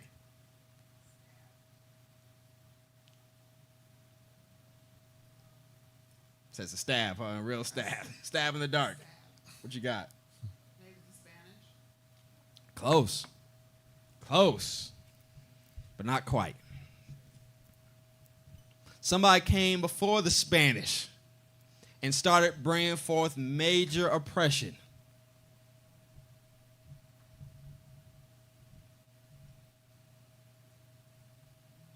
Shalom. Is it the Ottomans? Did you look at the thumbnail? That's where you got it from?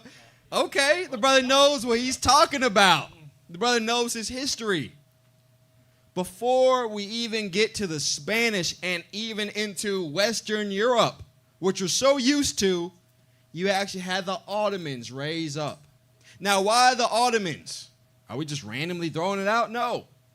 To be a part of somebody of these horns, to be one of the 10 toes, you must fit specific criteria.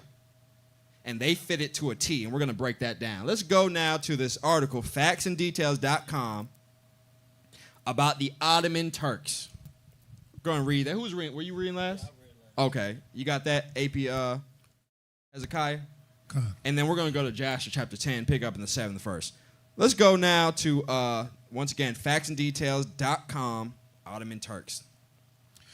The Ottomans were nomadic Muslim Turks from Central Asia. So we had the Umayyad and the Abbasid and the Rashidun from Arabia, from the line of Ishmael. But you now have these Muslims who got converted by them coming from Central Asia. Now, when we say Central Asia, we're not talking about Mongolia. We're not talking about China. Central Asia is the same thing as what? Let's read on. It's going to tell you if anybody doesn't know. From Central Asia, who had been converted by Islam by Umayyad conquerors in the 8th century, led by Uthman and Uzbek. An Uzbek. What is an Uzbek? Anybody know what's an Uzbek? Where did they come from? Uzbekistan. Where is Uzbekistan? In Central Asia, Eastern Europe. Uzbekistan is in Eastern Europe. Anybody know anything about Soviet history? When the Soviets started conglomerating all these nations, you had, obviously we know the big ones, Ukraine, You had some of the Eastern Bloc. You had Poland. You had Moldova. But then you also had Turkmenistan. You had Uzbekistan, part of the Soviet Union. Why? Because they were all Eastern Europeans. And so these Turks, these Ottomans, were Uzbeks. They were like, might as well be Russians. Came from Uzbekistan. Read on. An Uzbek of the Ottoman clan, they founded a principality in 1300 amid the ruins of the Mongol wreck Seljuk Empire in northwest Turkey. So now they founded the beginning of their empire in Turkey. So these were not people natively from Turkey.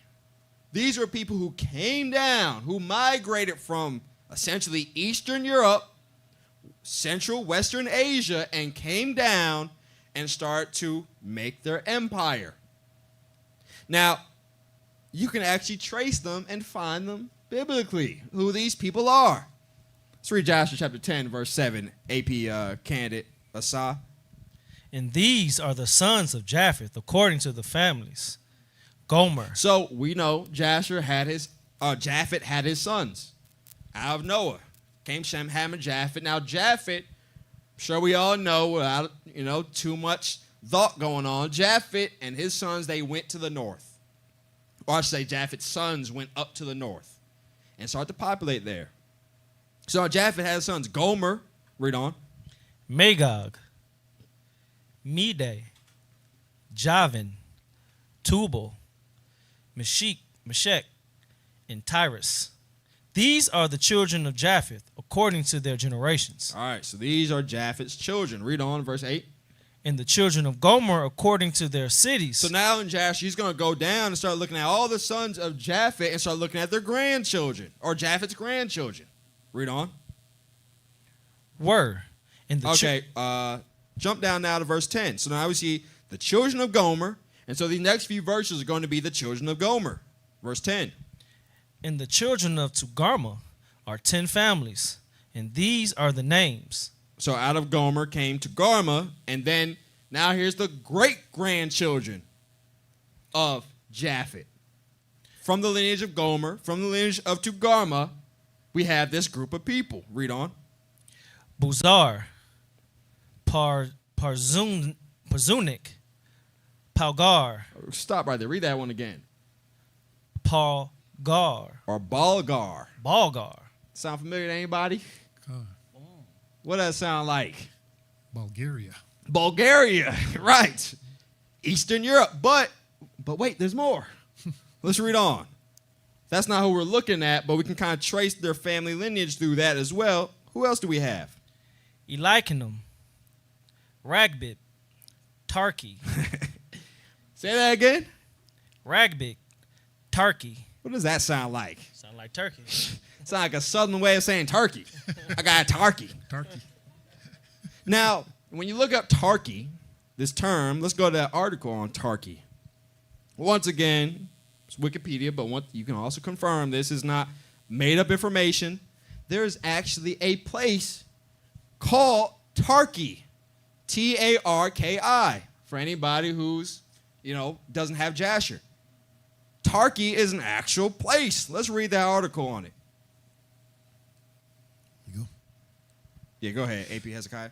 Tarki, formerly also spelled Tarku, and also known as Tarku, is an urban locality, an urban type settlement under the administrative jurisdiction of Soviet City District of the city of Makhachkala in the Republic of Dagestan, Russia. This Tarki is a city in Dagestan, Russia. And so we can see where these Turks start to come from in the area that is now known as Russia. Read on. Located on the Tarki mountain. All right, so it's located in the mountains. Let's jump down. Let's bring up the image, actually, of where this is. Once again, if you are online, you'll see this image. If you're in person, you can pull up the live stream and you'll see it. This is a zoomed out view. You can actually see where this city of Tarki is, if you can see what's on the map. Eastern Europe is east of modern day Turkey. It's in the southern edge of Russia by Azerbaijan. To the west of Kazakhstan, I believe that's the Caspian Sea. Right there on the Caspian Sea. This is Eastern Europe. You can call it Central Asia if you want. But I think more accurately is Eastern Europe. Out of the sons of Japhet. Now let's read on in that article. Who lives in this city called Tarki? Are we just looking at, oh, they sound the same, so it must be true? No. Let's look at who lives in Tarki. Continue. Yep. Tarki had been the capital of Kumik historical states before they were abolished by Russia. So obviously Russia wasn't who it was at the time. You had these Kumyuks there, who then Russia came and started to annex. But the people of Kumyuk were the native inhabitants. Who are these people? Read on about the Kumyuks. Kumyuks or Kumyuk people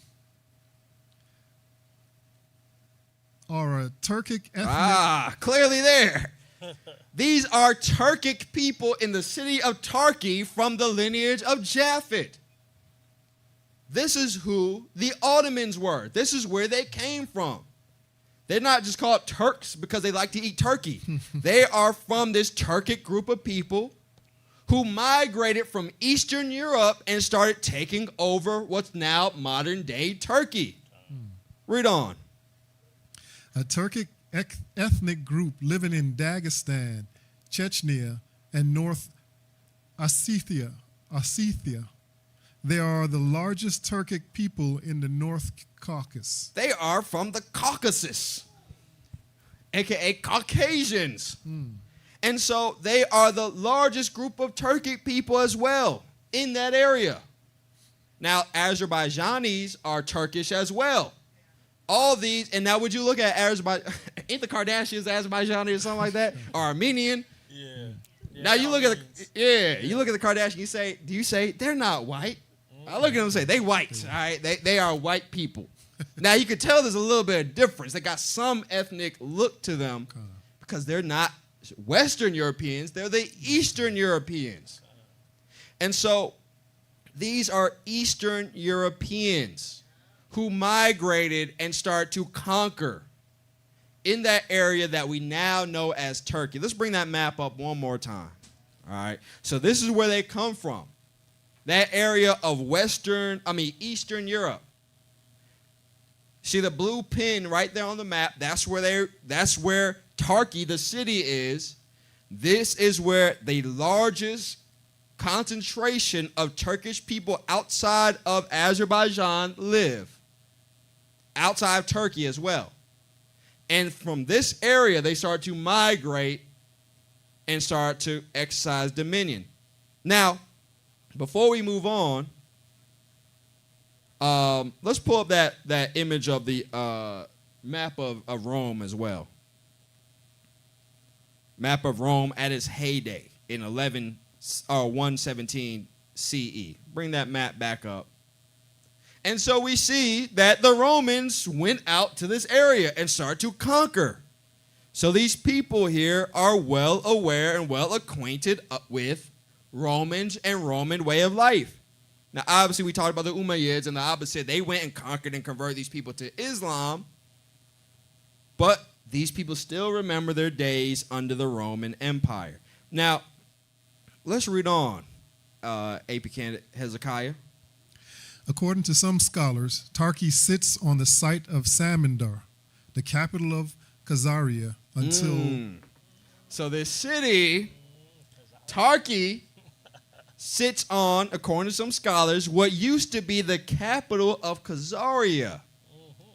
So these Turkish people have a very close relationship with the people of Khazaria, who would then further convert, not one to be in between the two wars of the Catholics and the Muslims. They say, we're going to be in between. Nobody's claiming Judaism. So we're going to say we're Jews. And so this is where these people come from. And this is indeed the first horn, and we're going to continue to prove that as we move on. We're going to go to another article. We're going to drop that because we got another class coming about, Abba willing, the Khazars.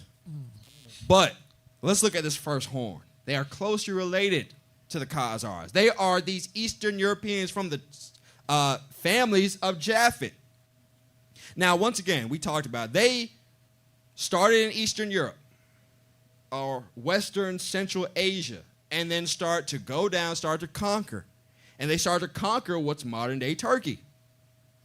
Let's look at this article called The Sultanate of Rum from the worldhistoryedu.com. Who was reading last? I was. All right, go ahead, AP candidate Asa. Let's look at World History EDU, the Sultanate of Rum.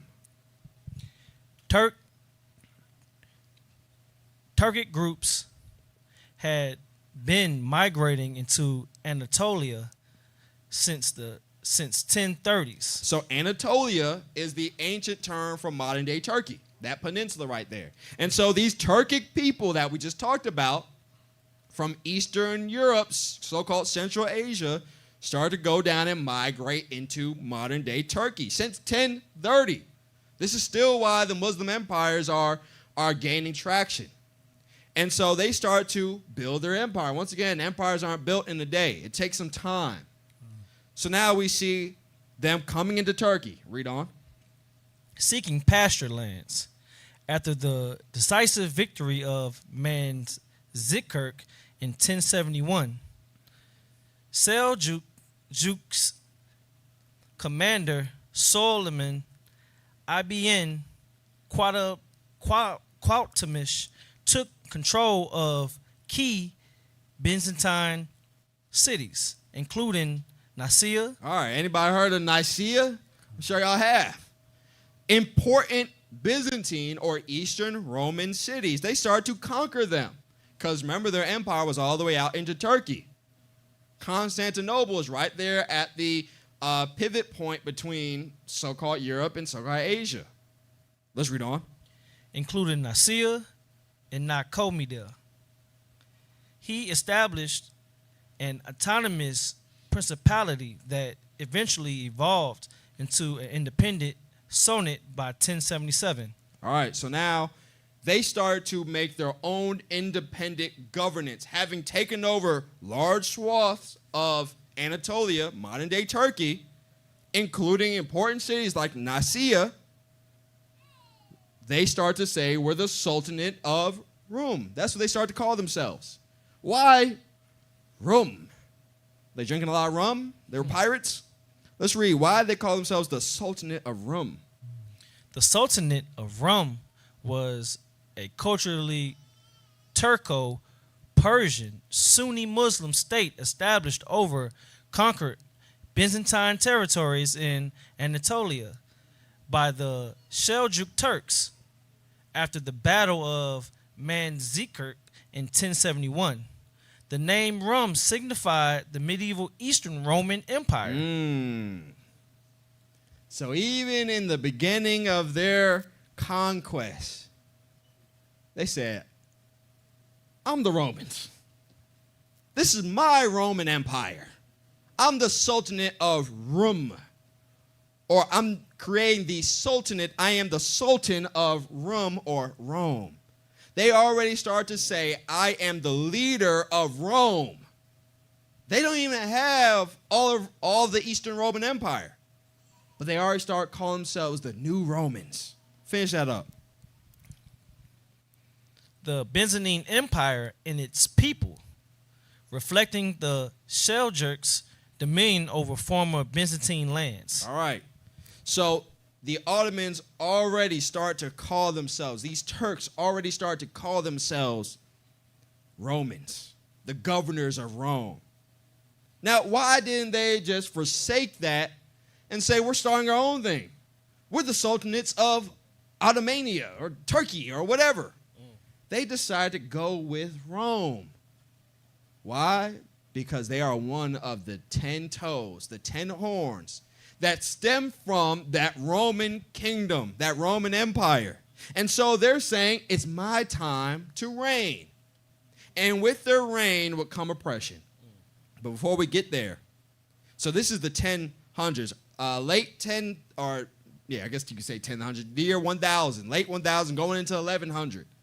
Over time, obviously the Byzantine Empire was still there. The Eastern Roman Empire still existed. And you would still have wars, still have constant wars. And now you had them trying to take their principal city, Constantinople, constantly. And it was a well-fortified city. And so they would be unsuccessful many times until 400 years later. Let's get that, AP candidate Hezekiah. Fall of Constantinople. This is from the Encyclopedia Britannica. We're going to read that and see what happened in the fall. Or we're just going to see that they actually did conquer these so-called Christian lands. Go ahead and read it. You got it. Fall of Constantinople, May 29th, 1453. So as the Ottomans start to grow and expand, they weren't satisfied with just keeping parts of Anatolia. They went all the way out and conquered Constantinople and then further went out to Eastern Europe as well. Let's read on. Conquest of Constantinople by Sultan Mehmed II of the Ottoman Empire. The dwindling Byzantine Empire came to an end when the Ottomans breached Constantinople's ancient land wall after besieging the city for 55 days. Mehmed surrounded Constantinople from land and sea while employing cannon to maintain a constant barrage of the city's formidable walls.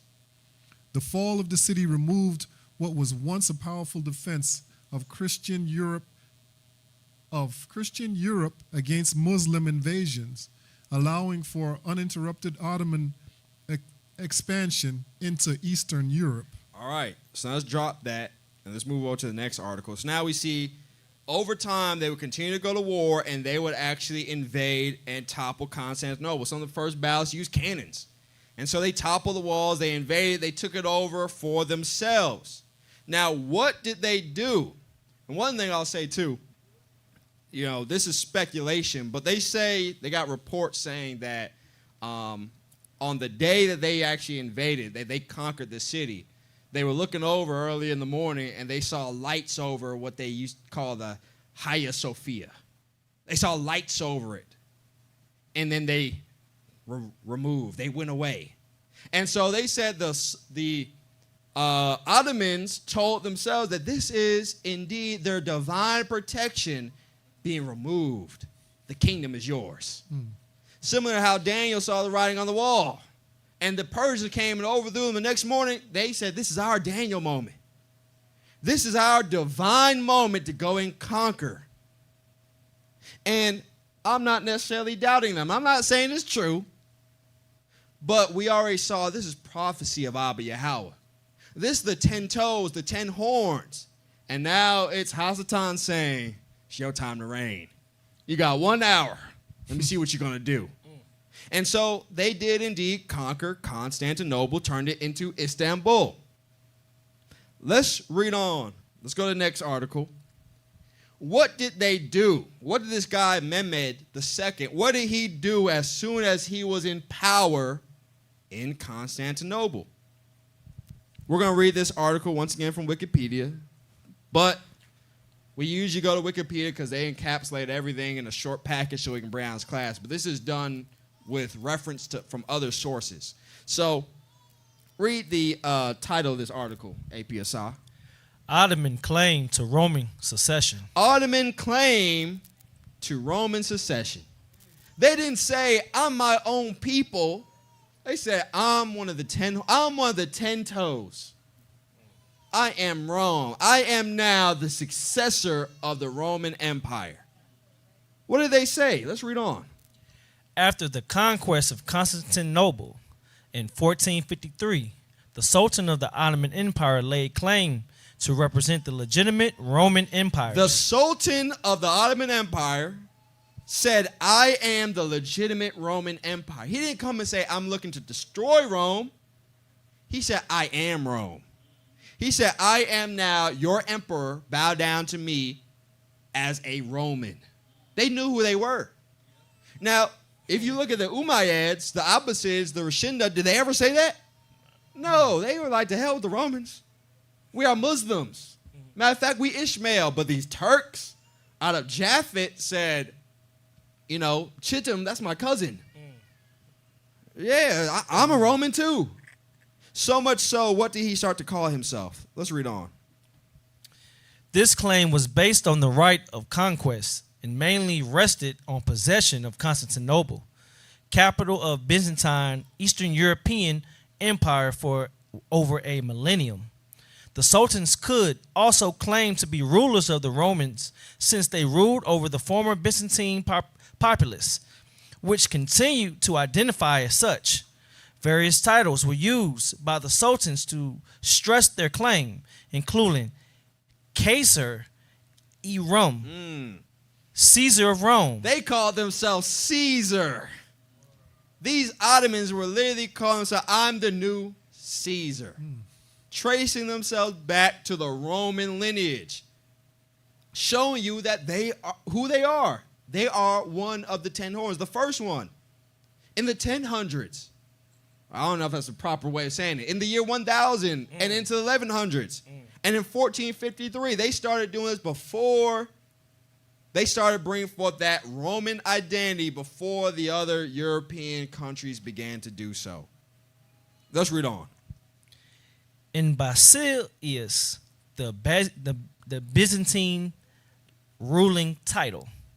The early sultans after the conquest of Constantinople of the Classic Age, Mehmed II, Bayezid II, Selim I, and Suleiman I, staunchly maintained that they were Roman emperors and went to great lengths to legitimize themselves as such. So all of these rulers, even after the one who conquered Constantinople, they were staunch in saying, I am a Roman.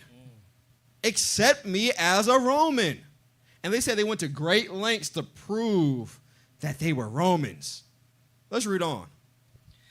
Constantinople was maintained as the imperial capital. Greek aristocrats, descendants of Byzantine nobility, were promoted to senior administrative positions. Look at what they did. For one, they maintained Constantinople as the religious capital. They could have moved it. All the cities in their territory, they could have moved it, but they didn't because they identified as Romans. Then they took these Greek people who, once again, already had studied and learned about oppressing us, raised them up to senior administrative positions. You see how they're operating, and then you'll see what they're going to do with that power. Let's read on. In architecture and culture, experienced profound Byzantine influences. The claim of succession to the Roman Empire was also used to justify campaigns of conquest against Western Europe, including attempts to conquer Italy. So they went so far as to say, we need to push out from Turkey. We also want to go and conquer Europe. And so they did indeed conquer Eastern Europe, but they started even pushing out toward Western Europe. They went so far as Vienna. Anybody know where Vienna is? It's in Austria. Austria is right next to Germany. That's how far they went out into the West. As we said, I already tried to conquer Italy as well, where Rome is. Let's read on. Recognition of the Ottoman claim to be Roman emperors was variable, both outside and within the Ottoman Empire. In the Islamic world, the Ottoman sultans were widely recognized as Roman emperors. Look at that. These Muslims who they start to conquer, the original ones, the Umayyad, the Abbasid, they said, yeah, y'all Romans for sure. Y'all not like us. They knew that and called them after that name. Y'all are Romans. Read on. In the Islamic world, the Ottoman sultans were widely recognized as Roman emperors. The majority of the empire's Christian populace also recognized the sultans as their new emperors. So even the Christians, the former Romans in the new Ottoman Empire, submitted and said, yeah, y'all indeed are the Roman emperors. Let's read on. Though views were more variable among the cultural elite, for at least 1474 onward, the ecumenical patriarchate of Constantinople recognized the Sultan by their title Basileus. All right, so even the religious authority in Constantinople, which was under the Christians at the time, start to say, yes, you indeed are the Romans. And so this patriarchate is the same as the Pope. These are the main figures. The Pope of the Eastern European or Eastern Roman Empire said, you indeed are the new Roman Empire, calling them the same name that they called the former rulers of this area. Let's read on. The Christian populace of the empire generally did not see the Ottoman Empire as a seamless continuation of the Byzantine Empire, but rather as an heir of successor of sorts. So they didn't look at they looked at like a new empire, once again, like the toes, a different part of the leg, still part of the foot, still part of the leg. You are now the heir. You are now not Rome itself, but you are that first toe, that first horn, that will now come and have your hour, your space of reign before the next nation starts to come up. Let's read on. A successor of sorts, inheriting the former empire's legitimacy and right to universal rule. In Western Europe, the sultans were generally recognized as emperors, but not Roman emperors. So now it was the West who challenged them because they knew we were going to be in a power struggle, they said. I already know the prophecy that I'm the next horn. I'm the next toe. And so they were not giving them credence because they wanted to be the Romans. Let's read on. An approach similar to how Western Europeans had treated the Byzantine Empire. So they were already doing this. With the Byzantine Empire, they said, y'all not legit. We're the real Romans because Rome was centered over here. Y'all are the East. So they were already having that schism. They didn't look at them like they say that because for any new reason. It's because the East was nothing to them. It's about the West. Let's read on. The Ottoman claim to Roman empireship and universal rule was challenged for centuries by the rulers of the Holy Roman Empire and the Russian Empire, both of whom claimed this dignity for themselves. So we see why. That's the only reason they didn't give them the credit of being the new Roman emperors. Not because they weren't legitimate, not because they were different people. Now, I can tell you, these were black people, if these were Muslims, these are Ishmaelites, they would be like, absolutely not. Nobody would call them Romans. But because y'all are Turks, y'all Europeans, y'all are weird cousins from the East, we'll give you that. But the West said, no, I want that title. I want to be called Rome. And so they knew that they were going to be getting in a power struggle because of the prophecies that were given to John, that were given to Daniel. They knew that they would enter into this power struggle. And so, regardless, the point being that many people accepted the Turks, the Ottomans, as the successors of the Roman Empire and as Roman emperors themselves. So much so, calling them Caesars. And so we see clearly that these Ottomans, these Turks, are indeed that first horn. They came first, and they also start their oppression first. Let's look at, let's go to this article, The Spanish Reconquista.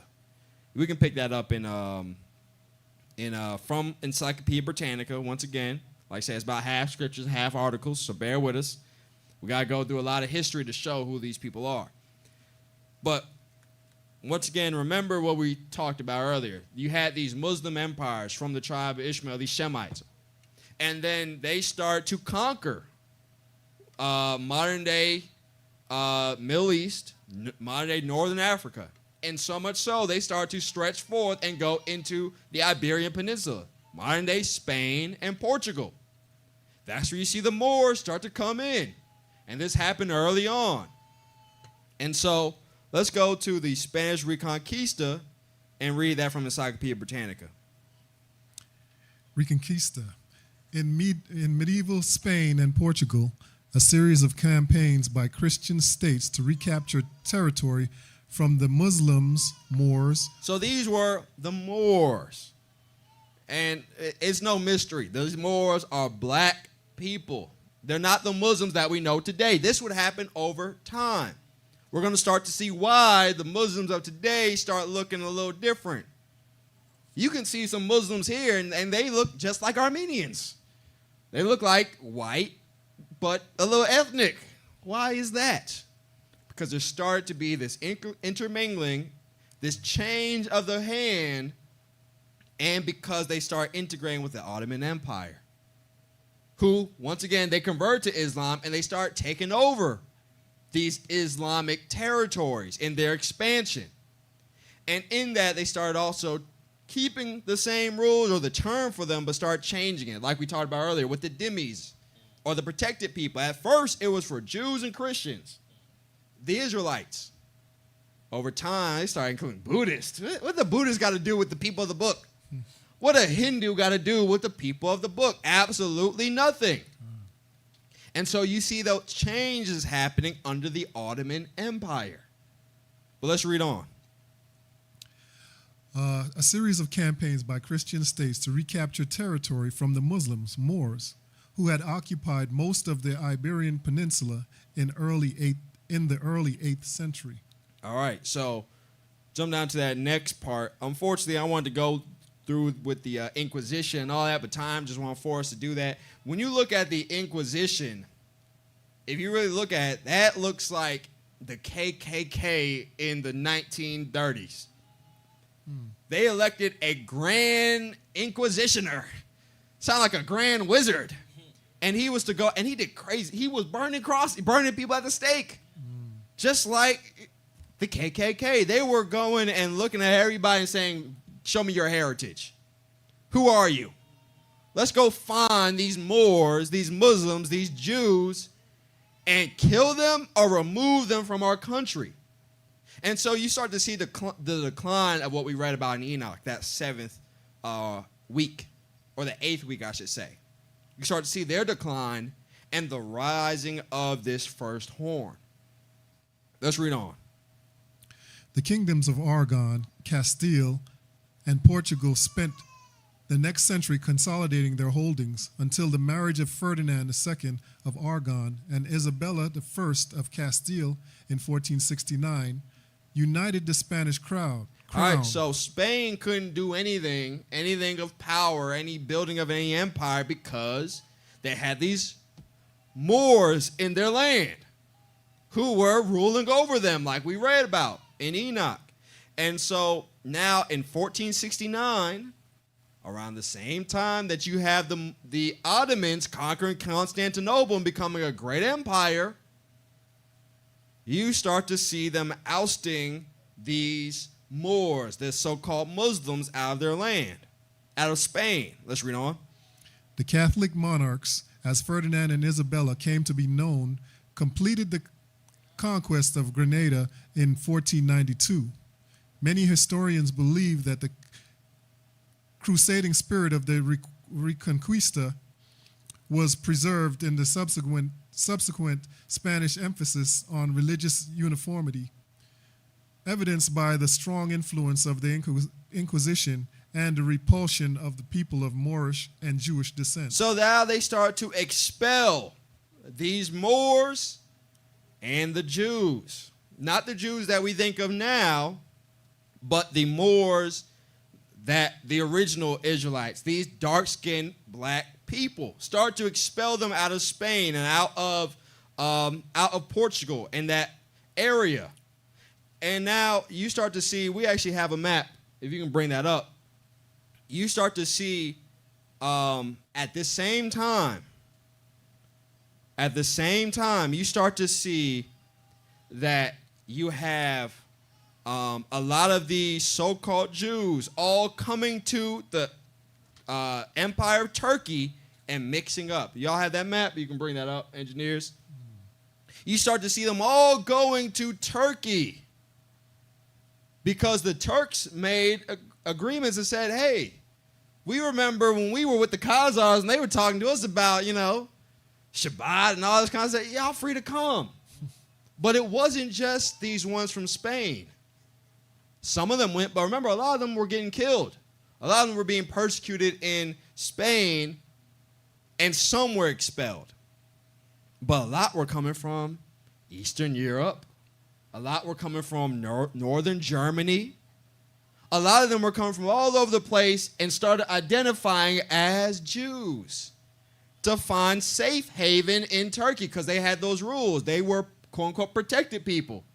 Now, the Turks, they didn't look at like, you're not the original. They're just like, hey, everybody come. We're building our empire. You can come. You're welcome. You call yourself a Jew, you're welcome. You're welcome to come to my kingdom.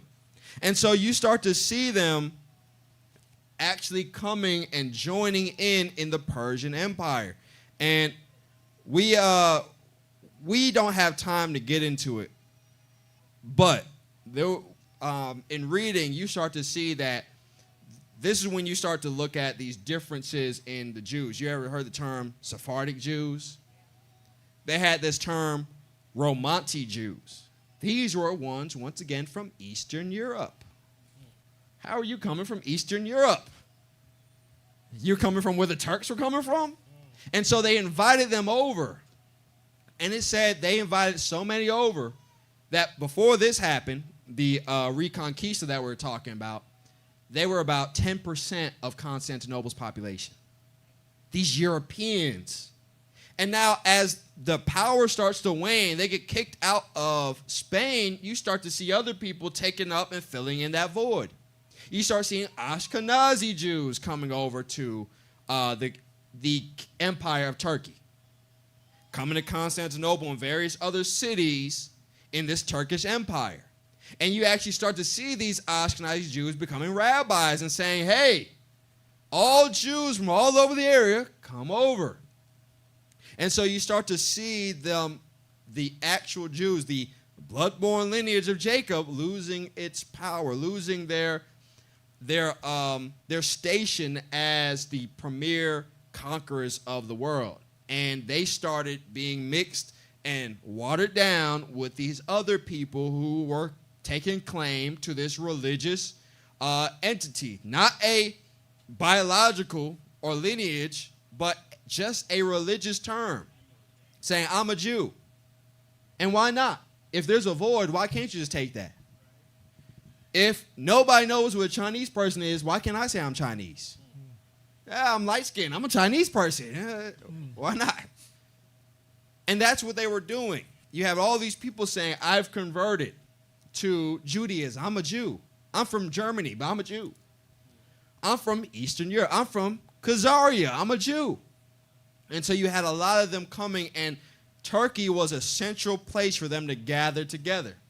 Now, one thing you have with them, as we were going to see, if we go to Jasher chapter 8.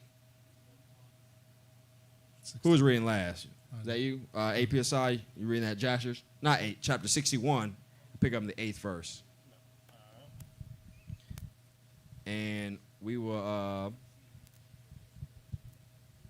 we're going to read. Now, these are what you get. This is what you get when you have these imposters, people who are not truly of the lineage, but are seeking to take claim of it.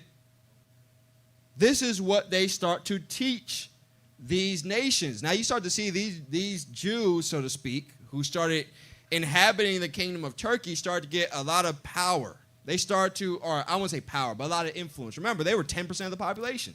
Can't just ignore 10% of the population of a whole city. And so they started getting some influence. Let's read on. Jasher chapter 61, verse 8. Let's look at what these imposters, Balaam is one of them, started teaching these nations. And amongst the servants of Angeas. And who was Angeas? Who was that? Anybody remember? Anybody know who that was? Angeas? What was his lineage? There you go. He was from the lineage of Edom. And so we know Edom and Jacob, they had a bitter rivalry because Jacob obviously took the inheritance. Similar to Cain. Cain was like, well, you took my inheritance, but I'm still going to be the chosen. And so you see the same thing with Edom, Esau, that he was like, I lost my inheritance, but I'm still going to fake it till I make it. And so now you had amongst the servants of Angeas, who? Was a youth 15 years old. Balaam, Read on. the son of Beor. The son of Beor. Balaam was of the lineage of Esau, of Edom. And he learned something from his master, Hasatan. He learned the same thing that we're reading about, that we read about earlier in Revelations. Let's see what he learned at a young age, too, 15 years old. Read on. Balaam, the son of Beor, was his name, and the youth was very wise and understood the art of witchcraft. He understood the art of witchcraft as a 15-year-old. Mm-hmm. And what did they say to him? What did Angeas go and say to Balaam? Read on. And Angeas said unto Balaam, Conjure for us, I pray thee, with the witchcraft, that we may know. You had grown men, rulers of kingdoms, coming to this 15-year-old saying, you got some strong power. You know the art of witchcraft. Conjure something up for me. Read on. I pray thee with witchcraft, that we may know who will prevail in the battle to which we are now proceeding. So they wanted to go to war with the children of Israel.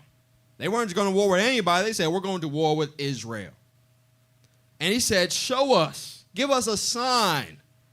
With your witchcraft, what is going to happen? Let's read on. And Balaam ordered that they should bring him wax, and he made thereof the likeness of chariots and horsemen, presenting the army of Angeas and the army of Egypt, and put them in the cunningly prepared waters that he had for the purpose. And he took in his hand the boughs of mirth trees, and he exercised his cunning, and he joined them over the water. And they appeared unto him in the water, the resembling images of the host of Angeas, falling before the resembling images of the Egyptians and the sons of Jacob. All right, so now, after he does his divination, he says, let me see what the sign is from my divination. We're going to show what he actually did a little bit later on, but let's look at first this sign. He said, let me see what the signs are doing. You ever hear of people say, let me see what's in the runes? That means they get these little, they do this seance, they do their enchanting, and they say, let me see what these signs do. So now you'll have like these Nordic people, they'll have like bones or something. They shake them up and they toss it down. They say, see the chicken bone is cracked. That means that your spine is going to be cracked if you go to war. Don't do it. And this is what Balaam is doing after, and remember, this is after his conjuring. We're going to see how he did his conjuring a little bit later, but this is afterward. He said, let's see what the signs or what the omens say. And so now they have ships of wax on the water. And after him doing this conjuring, the one that's representing Angeas, it starts to melt. Like, see, that means don't go to war. Let's read on. And Balaam told this thing to Angeas, and Angeas despaired and did not arm himself to go down to Egypt to battle, and he remained in his city. All right, jump down now to, if AP Candidate Hezekiah, you go to Numbers chapter 22, we're going to pick at the 4th verse. All right, yeah, that's cool, we'll skip that. So, we see now, after him doing his conjuring, his witchcraft, this omen, this sign was showed to him. And he's saying that means don't go to war because you will lose. Now, Numbers 22 gives a little more insight of what he does first, before the omen, so to speak, is given to him. Numbers chapter 22, verse 4. And Moab said unto the elders of Midian, Now shall this company lick up all that are around about us, as the ox licketh up the grass of the field. And Balak the son of Zippor was king of the Moabites at that time. So the Moabites are seeing the children of Israel leaving Egypt, and they say, this is a great company. This is a large group of people. If we don't do anything, they are going to conquer us. So they did the same thing that Angeas did. Let's read on. And he sent messengers, therefore, unto Balaam the son of Beor to Pethor. So now they sent to Balaam, because now Balaam is an old man, an aged man, and he has gotten a name for himself. Because he was there with Angeas. And then if we read the story, which we don't have time to do, but Angeas, I think he went to Balaam again, just like Midianites are going to do. And he was like, look, you're going to lose. And he's like, man, screw that. I need to go to war. And he went to war, and he lost. And so once his kingdom was destroyed, what did Balaam do? Did he say, that's my people, I have allegiance to? No, he got up, make my way down to Egypt. And he went to the Egyptians.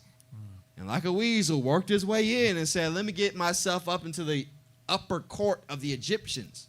So much so, he started enchanting for the Egyptians.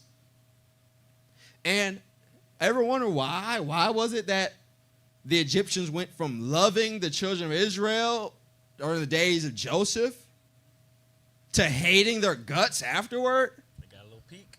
Yeah, you had a peeker. You had Balaam there enchanting, conjuring for them, and said, you see how big these children, how plenteous and numerous the Israelites are getting? Don't you know if you don't do anything, they're going to destroy your kingdom? So he said, Balaam, I don't want to lose my kingdom. What do I do? I'll tell you what you want to do. You may not like it. He said, tell me, I'll do anything. Kill their firstborn males. That's what you need to do. Just like the same thing the Magi's did with Nimrod when Abraham was born. Kill the babies. Are they doing the same thing today? Yeah. I wonder who's giving them the idea to do the same thing today. But anyway, let's move on. So now we see Balaam went from Angeas, the Edomites, down to the Hamites, the Egyptians, now over to the Midianites, the Shemites. He's just hopping from one group of people to the other. And so we're seeing the same thing with the Ottomans. These people who are imposters, who are not the inheritors, claiming to be the inheritors, giving wisdom and counsel in the upper courts of their government. Let's see what Balaam did with the Midianites. Were you verse 5? Continue 5. Which is by the river of the land of the children of his people. You're in Numbers 22, verse 5? Number 22, verse 5. Oh, okay, kind. You got it. Go ahead. Which is by the river of the land of the children of his people, to call him, saying, Behold, there is a people come out of Egypt. Behold, they cover the face of the earth, and they abide over against me. Come now, therefore, I pray thee, curse me this people. I want you to put some curses on these people. For they are too mighty for me. Peradventure I shall prevail, that we may smite them, that I may drive them out of the land. For I wot that he whom thou blessed is blessed, and he whom thou cursed is cursed. So he said he didn't go and try to smite them first. He knew that the battle was first spiritual, as we were already seeing, that the dragon gave power to the beast. And the dragon's power was to accuse the brethren, to curse them for their actions that they did, transgressing the covenant of Yahweh. And so Balaam learned the same thing, the same power from the dragon. If I can accuse them for any of their transgressions, breaking the Shabbat, committing adultery, not giving the Most High his oblation due season, making unclean the altar of Yahweh, or idolatry, the chiefest of them all, I can get them to be cursed. Because I know the covenant of Abba Yahweh, that if they break the law, you will dispatch the spirit of sin, and they will then be cursed. So Balaam knew this, and he operated in this with other people. This also applies to other people. He said, I know who you bless shall be blessed. I know who you curse shall be cursed. Meaning, he's done this before. You have a good track record of doing this. So you were going to these random people. You were going to other groups of people like the sons of Ham, and you were accusing them. And then Jesus was getting the victory. You were going to the Egyptians, and you were accusing these other people, and so the Egyptians now were able to spread out their empire. So I know you have a track record of not missing. When you curse somebody, they were destroyed. So I need you now to curse these Israelites. Let's read on. Where we at? Yeah, let's go ahead. AP Asa, pick that up in the 7th verse of Numbers 22. And the elders of Moab and the elders of Midian departed with the rewards of divination in their hands. So he ain't doing this for free. He said, I'm going to give you a reward. I'm going to give you some power, some status, some money. And then for that, give me some divination. Let's read on. And they came unto Balaam and spake unto him the words of Balak. And he said unto them, Lodge here this night, and I will bring you word again, as the Most High shall speak unto me. So he's saying, I'm not going to my own deity that I created. I'm not going to some Baal. I'm going to Yahweh. That's what he literally said. I'm going to, this is not Lord, this is YHWH, a tetragrammaton. Now, what did it say in Revelation that we read earlier? He's the accuser of the brethren who accuses them where? In the courts. Before Abba Yahweh, in the courts. Satan is not just going accusing you to the DA in your local township. He's accusing you before Abba Yahweh. So too was Balaam. So he said, yeah, I believe in Hashem. And I'm going up there with my sacrifice not to say sweet blessings, but to curse you. And so how was he doing it? Let's read verse 9. Let's read on. And the princes of Moab abode with Balaam. And the Most High came unto Balaam and said, Or in KJV, God, which we know is the Elohim, the angels responded to Balaam. They actually gave him a response. Now, you would think a wicked person would get no response, but he knew the secret dark arts given by Hasatan of how to do this witchcraft. And this is real witchcraft. He was a witch, a warlock. This is really what it is. It's not some weird seance and you burning sage and you not doing witchcraft. You getting witchcraft done on you. You burn sage, you got these runes, these crystals and all that. You are the victim. Let's see what Balaam was doing to actually get a response. Let's go now to the next chapter, 23. Because he actually got a response from the Elohim. It wasn't necessarily good. Like, my servant. It was like, man, what you doing up here, bro? Why you up treading my courts? But let's get Numbers 23 and verse 1. What was Balaam doing to get this response? And Balaam said unto Balak, Build me here 7 altars, and prepare me here 7 oxen and 7 rams. Doing exactly what the children of Israel were supposed to do. Burning up rams and oxen on altars. Doing the exact same thing, but outside the covering of Abba Yahweh. He went through the means of Satan to go to the back door and say, hey, can I send a message? So, mail's supposed to go in the mailbox out front. Well, I'm going to just leave this envelope right here. Going through the back channels to the heavenly realm to accuse these people. Let's read on. And Balak did as Balaam had spoken. And Balak and Balaam offered one on every altar a bullock and a ram. And Balaam said unto Balak, stand by the burnt offering. He said it's a burnt offering. Balaam was offering burnt offerings. Read on. And I will go. Peradventure, the Most High will come to meet me. I'm burning up burnt offerings to Abba Yahweh, and I will see if he will meet me. But he's not a priest. He's not an Israelite. He is a witch. Learning the ways of Hasatan, who, once again, always is copying righteousness and bringing it down to be used for wickedness. And so Balaam is doing the same thing. Let me burn up this offering. And instead of saying, I'll remove sin from me, he's saying, I'll put sin on them.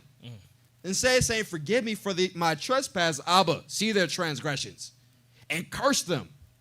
Instead of going and giving worship, peace offerings, and burnt offerings, he's giving up offerings and saying, Abba, I'm requesting something of you. Curse these people. And when there was, we should know the story. Those who are studied, those who've been any part of the House of Wisdom for any period of time should know the story. That when Israel was on point, We was on top. yeah, Balaam had no power.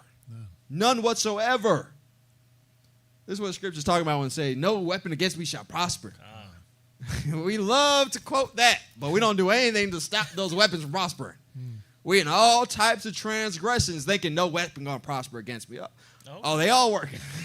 They prosper day and night. But when Israel was on point, when Israel was unified with Abba Yahweh and in solidarity with Moses, no accusation was coming against them. And he went time and time again, like, Abba, curse these people. Moses said, or the angel responded with, nope. There is nothing to accuse them on. It's like a zealous prosecutor trying to prosecute you. And they're like, man, where's the evidence? I got nothing that I can prosecute them on. But now if the cop is dirty and he pulls out a bag and says, what you got in your back seat right there, boy? Oh, it's white. It's cocaine. Now you got a trumped up charge that the prosecutor can look at and say, man, you had an ounce on you. Even if you didn't do it. It's the same thing with Balaam. Because anybody, once again, remember the story. He told Midian, I got a plan. I got a plan. It's not working. I know you keep trying. I got a plan. Get your women, the best looking ones, get them in the tightest stuff, send them out and give them a mission to get with as many men as possible, not until they bow down and worship your deities. And when that happened, the plague was unleashed. Them accusations started to work. There's a process to it. It's not just somebody's accusing you and now you get it. It's not somebody with a voodoo doll hitting it with pincushions. That don't do nothing if you don't have transgressions that Hasatan can accuse you on. That is the M.O. And so now this is what, bringing it back to the 10 horns, the first horn, this is what the Turks start to learn. They start to see, okay, this is what the Romans did, huh? This is what the Greeks did, huh? They started to accuse people. And remember, they started accepting so-called Jews, but it was a mixed group. There was no homogenous group of people coming from one location. It wasn't these people leaving Spain after the Reconquista going on. It was from all over Europe, all over Eastern Europe, from all over. You had this mixed group of people, and they start working their way into government. And in that, they start to learn, I like conquering these nations. You telling me I can get better at it by accusing them? By enchanting against them? COINTELPRO. Right, there you go. By invading and infiltrating them and doing it spiritually first, I'm going to do that. Let's look at this article. If you grab that, AP candidate Hezekiah. This is something called Irk Bittig. Now, what is that? What is Irk Bittig? Now, once again, this is Wikipedia, but you can obviously go and fact check this yourself. But it compresses everything into one nice package so we can bring it out. What is this Irk Bittig? Irk Bittig known as the Book of Omens or Book of Divinations. Book of Omens or Book of Divination. What was the language that was written in, if you see that at the top? What does it say? Old Turkic. Old Turkic. Old Turkish. The old Turks had a book of divination called the Book of Omens. Remember what, after Balaam would do his sacrifice, he would look at what's the signs, what's the omens. That's how the angel was speaking to him. That's why with Angias, he put the 2 vessels of wax on the water. After he gave his sacrifice, now which one melts? It's you. It's your boat. That means don't do it.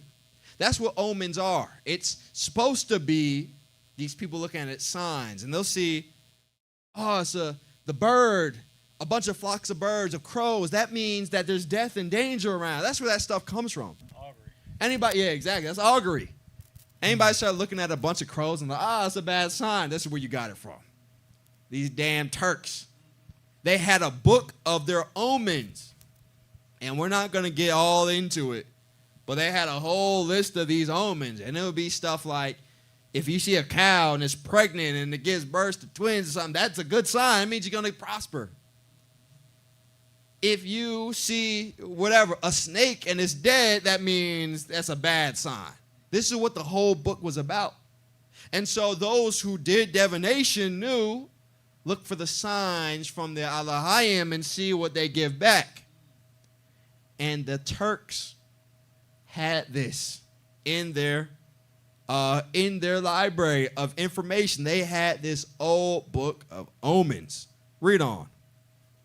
The Book of Omens, or Book of Divinations in English, is a 9th century manuscript book on divinations that was discovered in the library cave of the Mogao Caves in Donghuang, China.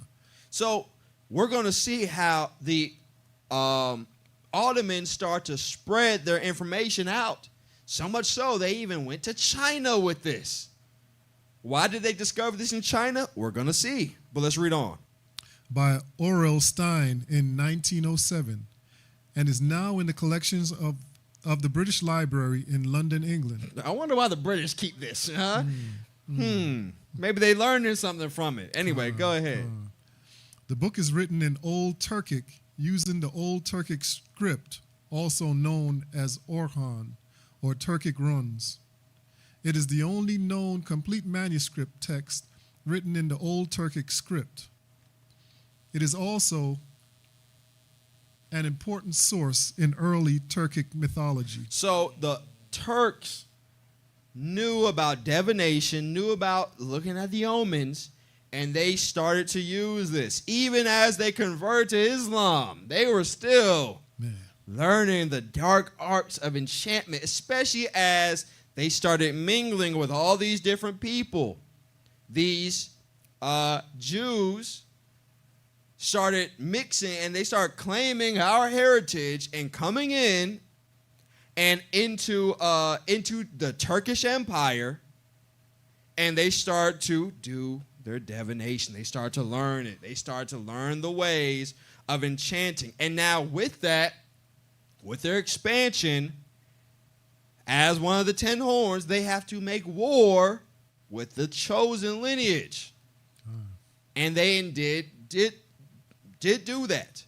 So much so, they were accusing us, and as you see them bringing us spiritually into bondage, they also physically brought us into bondage.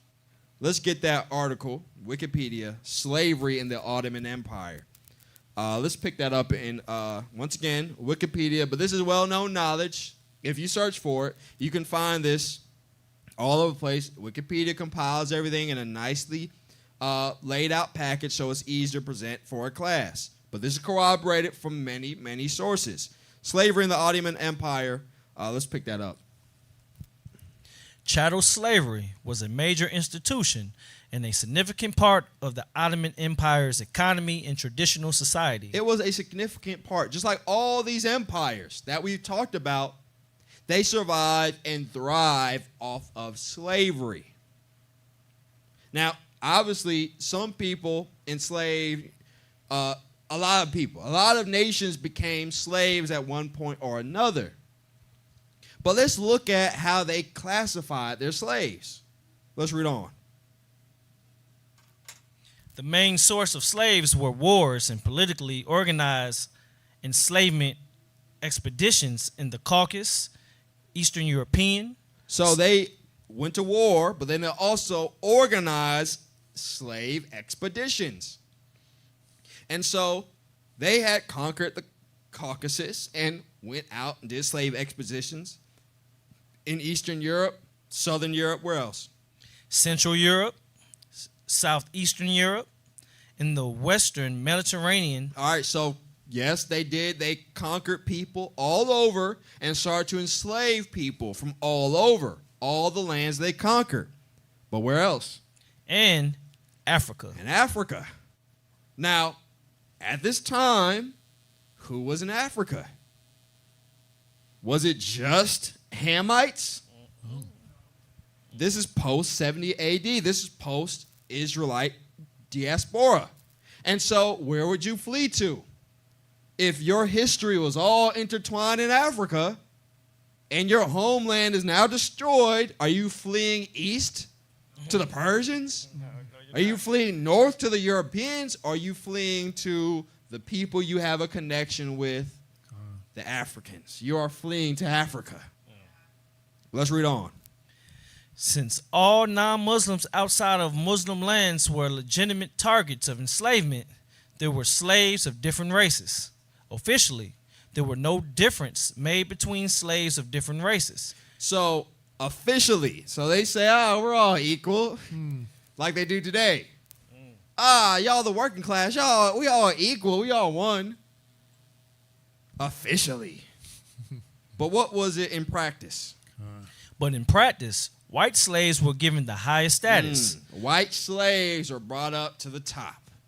If you were a European slave, you were a high dollar to them. Followed by who? With Ethiopians second. So Ethiopians now are second. They're middle tier. You middle class. I'll spend a little bit on the Ethiopian. Followed by what? And fully black African slaves given the lowest status amongst slaves. They were given the lowest status amongst the Ottoman Empire.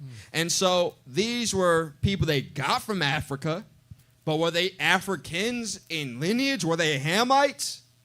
No. Because they only conquered North Africa. They didn't conquer Southern Africa or Middle Africa. Remember, they got some of their slaves in war. All right, so they went to Eastern Europe, went to war, and conquered Eastern Europe. Once again, they went as far as Austria, which is south of Germany. They were all the way out there, conquering, and those become slaves. But they knew of a way of going out on expeditions. So now, if you have an expedition, it's not because you conquered, it's because somebody is selling. So who was there catching these people and selling them? It wasn't the Ottomans. It was these other African kingdoms, these Hamites. I always thought it, interesting. Africans have a strong family, a strong culture of family and loyalty and respect. Why would Africans be selling other Africans? Right. They don't. They were like, hey, man, you Shem, I'm Ham. Get your behind on that boat. And so they were selling these Israelites who were escaping the destruction after Rome had destroyed Jerusalem. And these people settled there and started building societies. Remember, this is a little later on. This is the 1400s at the height of the Ottoman Empire and the height of their slave trading. And now they weren't the first to create this slave trade, but they exploited it and brought it to its height. Let's finish up. Let's read on. As there were restrictions on the enslavement of Muslims and of people of the book. So now the people of the book under the Umayyad and the Abbasid dynasties was the Israelites. But over time, everybody started saying, I'm a Jew. Whether you were from Germany, whether you were from Poland, whether you were from Khazaria, started saying, I'm a Jew, and you're the people of the book. We can't slave you. But these Africans, I don't know who they are. Or these people in Africa, I don't know who they are. Let's read on. Jews and Christians living under Muslim rule, pagan areas in Africa became a popular source of slaves. So, pagan areas. Yes, the Hamites in that area were pagan. And they were conquering other tribes who were us, and then they were selling them off. And now the Ottomans not going saying, is this slave that you captured, is he a Muslim? Is he a Jew? Is he a Christian? They're not asking that question. You got slaves, you a pagan, we'll sell them to me. And they're going to be my low-class workers who I beat the brakes off of to do my agricultural work. Who were these people that they were enslaving? Read on. Known as the Sanji, Bantu. The Bantus, or Zanj, which is the word from which comes Zanzibar. They were going into Zanzibar and taking these Bantu people and enslaving them. And once again, it's the same stats that would happen on the West Coast. Now, where's Zanzibar? Is Zanzibar Western Africa? It's on the East Coast. It's on the East Coast. And where else were they getting them from? Read on. These slaves originated mainly from the African Great Lakes regions, as well as from Central Africa. So as the Israelites were spreading across the continent, these people on the coast, these Hamites, were going out making expeditions, warring with these tribes, taking them as hostages, and then selling them before any Europeans came over. Well, let me not say Europeans. Before any Westerners came over, they were selling them to the east, to the Ottomans. And the Ottomans were taking them and making them low-class slaves. Read on. The Sanj were employed in households, on plantations, and in the army as slave soldiers. So they were mostly in the house, on plantations, and sometimes as slave soldiers. Read on. Some could ascend to become high-rank officials, but in general, Sanj were considered inferior to European and Caucasian slaves. So once again, officially, there was no distinction between a slave from the Caucasus Mountains or a slave from Zanzibar. But in practice, they were looked at as inferior. They were looked at as less than. They were looked at like people to be oppressed and nothing else. And why? Because the curses of us breaking our covenant were upon us. And that's the only reason. And so Europeans, they have a lot of notable mentions of Europeans raising up in the ranks after being a slave. But for these Zanj, it's few and far between. It's so much so you had Europeans getting enslaved, rising up, and then owning slaves. This is how intense the slave trade was. Now, AP candidate Hezekiah, we're going to go to the next article. Once again, still Wikipedia, because it compiles everything together. We're going to look at the Indian Ocean slave trade. We always hear about the transatlantic slave trade, but there was a slave trade on the East Coast, on the Indian Ocean, not the Atlantic, the Indian Ocean. Let's read that article. Exports of slaves to the Muslim world from the Indian Ocean began after Muslim, Arab, and Swahili traders won control of the Swahili coast and sea routes during the 9th century. See Selenate of Zanzibar. All right, so you see even the Ishmaelites started this trade, but it was a small-time business. Once again, Israel was still oppressed. Even though they started to reign and govern, they weren't like this holy people that the Most High was just blessing. They were still in their captivity. They were still being punished. If not, the Most High could have left them in Jerusalem. But we'll see what happened when the Ottomans start to take over. Let's read on. These traders captured Bantu people, Zanj, from the interior in the present-day lands of Kenya, Mozambique, and Tanzania, and brought them to the coast. So these Africans started going into the interiors of Africa, capturing people, and bringing them over to Kenya, Mozambique, Tanzania, once again, the eastern side of Africa, brought them to the coast and start to sell them. Let's read on. There, the slaves gradually assimilated in the rural areas, particularly in Unguja and Pemba Island. So, to get a slave to an island, did they swim across? Or did you put them on a ship, on a boat, and transport them? Let's read on. Muslim merchants traded an estimated 1,000 African slaves annually between 800 and 1700. All right, now, once again, this is an estimate. But let's look at the theme of what they say. How many records do you think were surviving from 800 that they could look at and say, this was 1,000 slaves? Not many, I presume. Let's look at how the numbers start to explode. Now, anybody know about the Ottoman Empire? The Ottoman Empire, anybody know when it actually collapsed, when it fell apart? Anybody know? We got a mic around? Anybody know? Anybody got an idea? Where's the mic? Engineer talking, man. Engineer's distracted. Where's the mic at? It's over here. Okay, I got a mic. There we go. Anybody know? When did the Ottoman Empire actually officially and finally collapse? Anybody? Any idea? It actually wasn't that long ago, if you think about it. Remember, these horns are the people reigning in the last days. Say it again. I think I heard the answer. What we got? 14th century. 14th century, when they collapsed? Looks like you know. Moderator, what you got? What you got? You shaking your head, no. You got somebody back there. Okay. All right, no. Go ahead, what you got?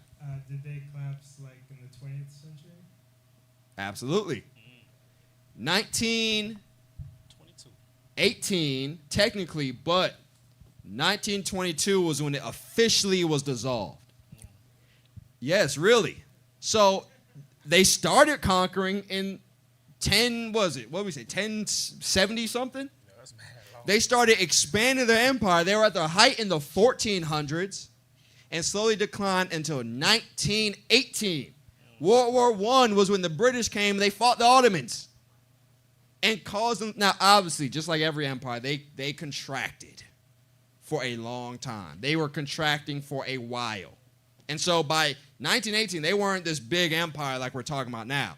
But they collapsed, or the British came and basically overthrew them, took their territories, and they split it amongst all the allies of World War I. And then, 1922, the Turks in Turkey actually, they had a conference and they finally dissolved the Ottoman Empire officially. So that's 1922 is officially when it was over. And so, that was a long-running empire, right? Talk about an hour. That's an hour to the Most High right there. What was it? 1100 to 1900. But, and now you look at America. America's celebrating their 250th anniversary. Look at all these empires before. We look at that like that's long. Let's not be short-sighted. Let's look at history. Empires last way longer than that. And America's already showing signs of decline. All praises. Yeah, all praises. But let's look at that. They started in the Ottomans started to take control of these Muslim areas in the early 1100s, 1200s, in that time, right? So they say African slaves annually between 800 and 1700. So obviously that was already a changing of the hands from the Abbasid to the Turks. Now, what do they say moving forward? A number that grew to 4,000 during the 18th century. So, this is the time of the Ottomans in the 18th century. That's the 1700s. A number that exploded. Once again, these are just estimates. From what they say, an estimated 1,000, which I think was much smaller, to an estimated 4,000 a year, every single year, for a century. They said in the 18th century, so for 100 years, you had an estimated 4,000 slaves being brought out every single year. Do the math on that. For 4,000, what is that? 40,000 slaves? Yeah, easy. And that's an estimate. And it doesn't stop there. Read on. And 3,700 during the period 1800 to 1870. This is still the reign of the Ottomans. During the 1800s to 1870s, another almost 100 years of 37,000 slaves. And that's not including the slaves that are repopulating in the areas they've been brought to. So we see that, of course, the first Muslim caliphates were engaging in slavery. And they had their dhimmis, the protected people, which were at the time the Israelites, the native Israelites that had fled from Israel. And some of them they did enslave still, despite that. But then when the Ottomans come on the scene, that slave trade explodes. It becomes extremely lucrative for them to start trading these slaves. And why? Because you had these imposters saying, I know how to accuse the chosen one. I know how to get you your golden goose egg. And it's this slave trade. You give some accusations and you give me the rewards of my divination, and I'll teach you how to grow. Let's read on. When estimating the number of people enslaved from East Africa, author Ndiaye and French historian Oliver Petrie Grinolio estimate 8 million as the total number of people transported from the 7th century until 1920. Until 1920. We just said the Ottomans fell in 1922. And so these Ottomans were enslaving them even in, they had outlawed and banned the slave trade in some countries in the 1800s. The Ottomans were still transporting slaves. They said, I still want to be the first toe until 1920. And you can see even today how they treat the Turks different. We look at Turkey like this Middle Eastern kind of country, but they really are not. Turkey today is a part of NATO. North Atlantic Treaty Organization. Why are you not even in the Atlantic? But they treating Turkey like Europeans. Turkey has nukes. Now imagine Saudi Arabia came back and said, we got nukes, it's war. There's going to be World War III. Look at Iran trying to get nukes, and they say no, because you're not a European. The Turks, they still treat differently. Turkey today is a part of NATO. Insane, because they were the Eastern Europeans. They're not the premier top cream of the crop, but that's our estranged cousin over there in the East. Let's read on. Amounting to an average of 5,700 people per year. So you see how they're doing this count. Even though they say 800 to what they say 1,700, it was an estimated 1,000 a year. You already see how they're spreading the number out. They say it's a total of 8 million, so from the 7th century to 1900, it's an average of 5,700. They're just doing averages.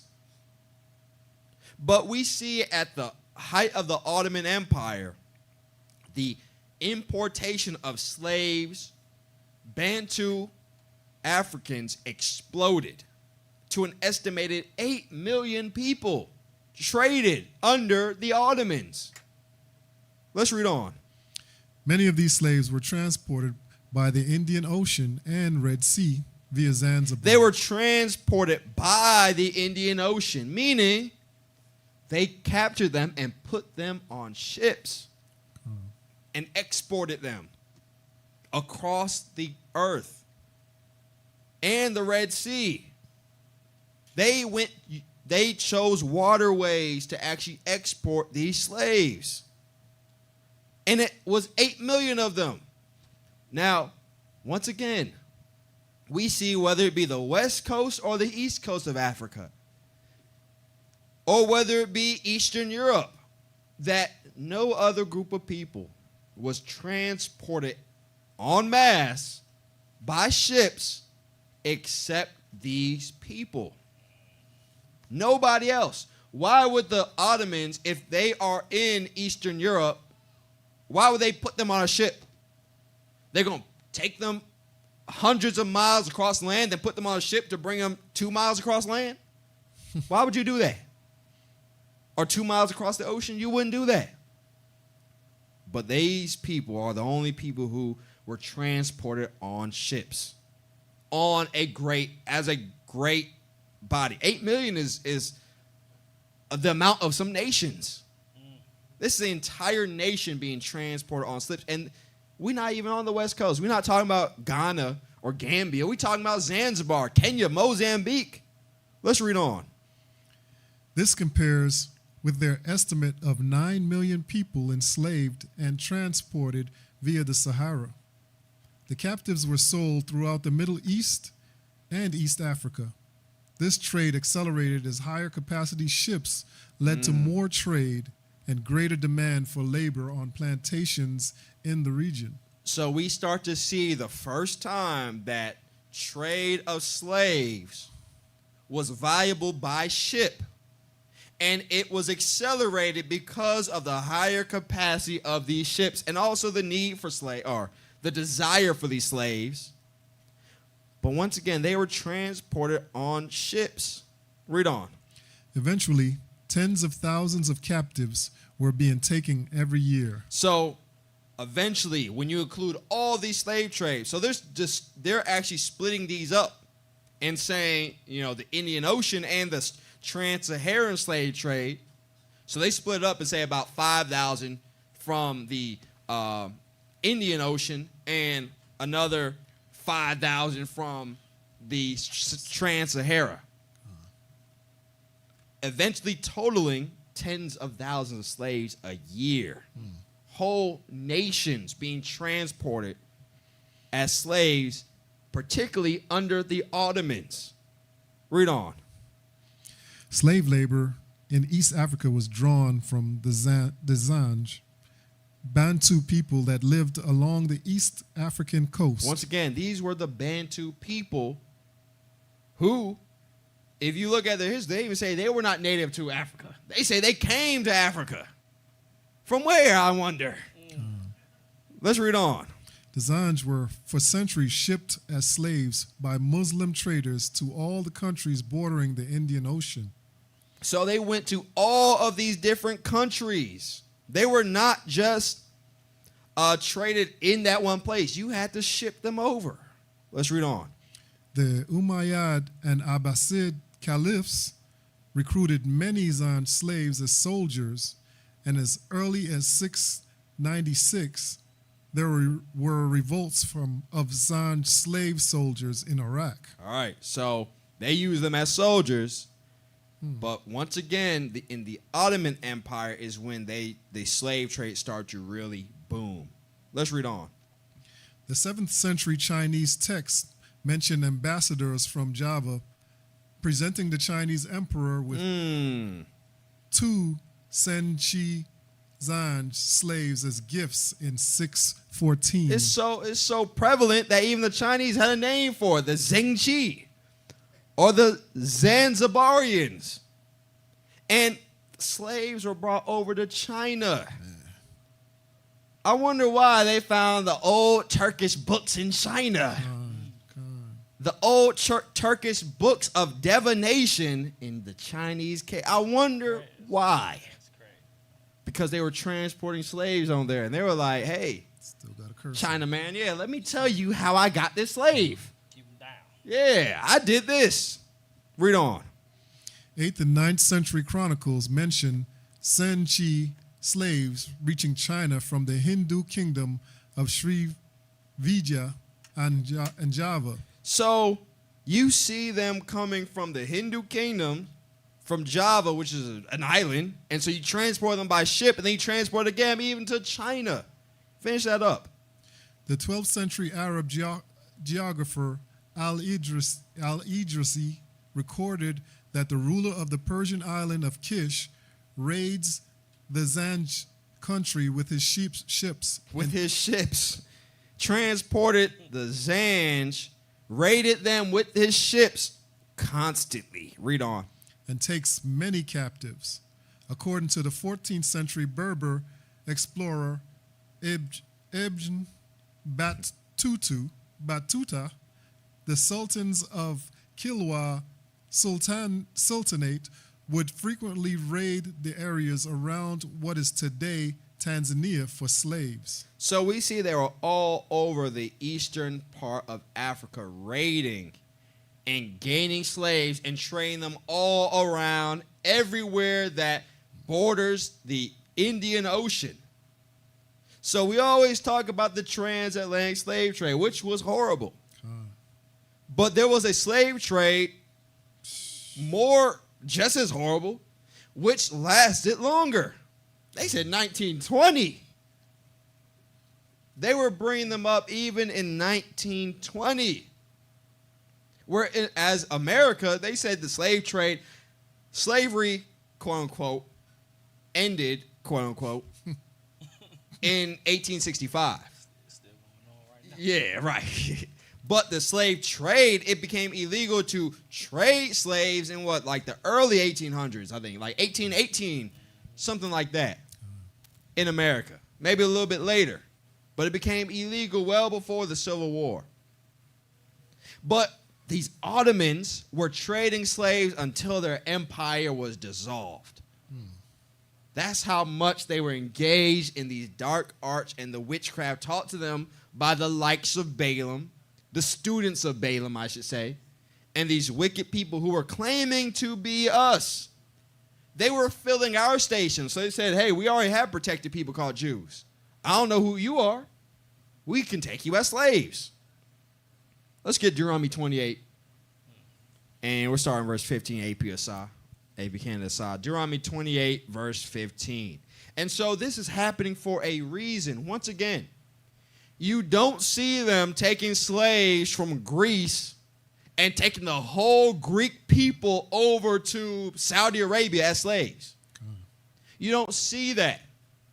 You don't see them going into the Balkans and taking all the Balkan people as slaves on ships. You only see that happening to one group of people on one continent. And why is that? Deuteronomy 28, verse 15. But it shall come to pass, if thou wilt not hearken unto the voice of the Most High thy Abba, to observe to do all his commandments and his statutes, which I command thee this day, that all these curses shall come upon thee and overtake thee. And so, as Moses is consecrating the children of Israel, he admonishes them and says, if you do what the Most High said, you will be blessed. But if you break the commandments, you break his covenant, you shall be cursed. And herein are some of the curses. Deuteronomy 28, verse 68. And the Most High shall bring thee into Egypt again with ships. He shall bring you into, not the land of Egypt. Why would they walk? Why would they go into Egypt on ships when they could just walk? When the Babylonians took them into Babylon, did they put them on ships and go from the Levant down the Suez Canal that wasn't made yet, then back around the Arabian Peninsula and back up to Babylon? Or did they walk? They walked.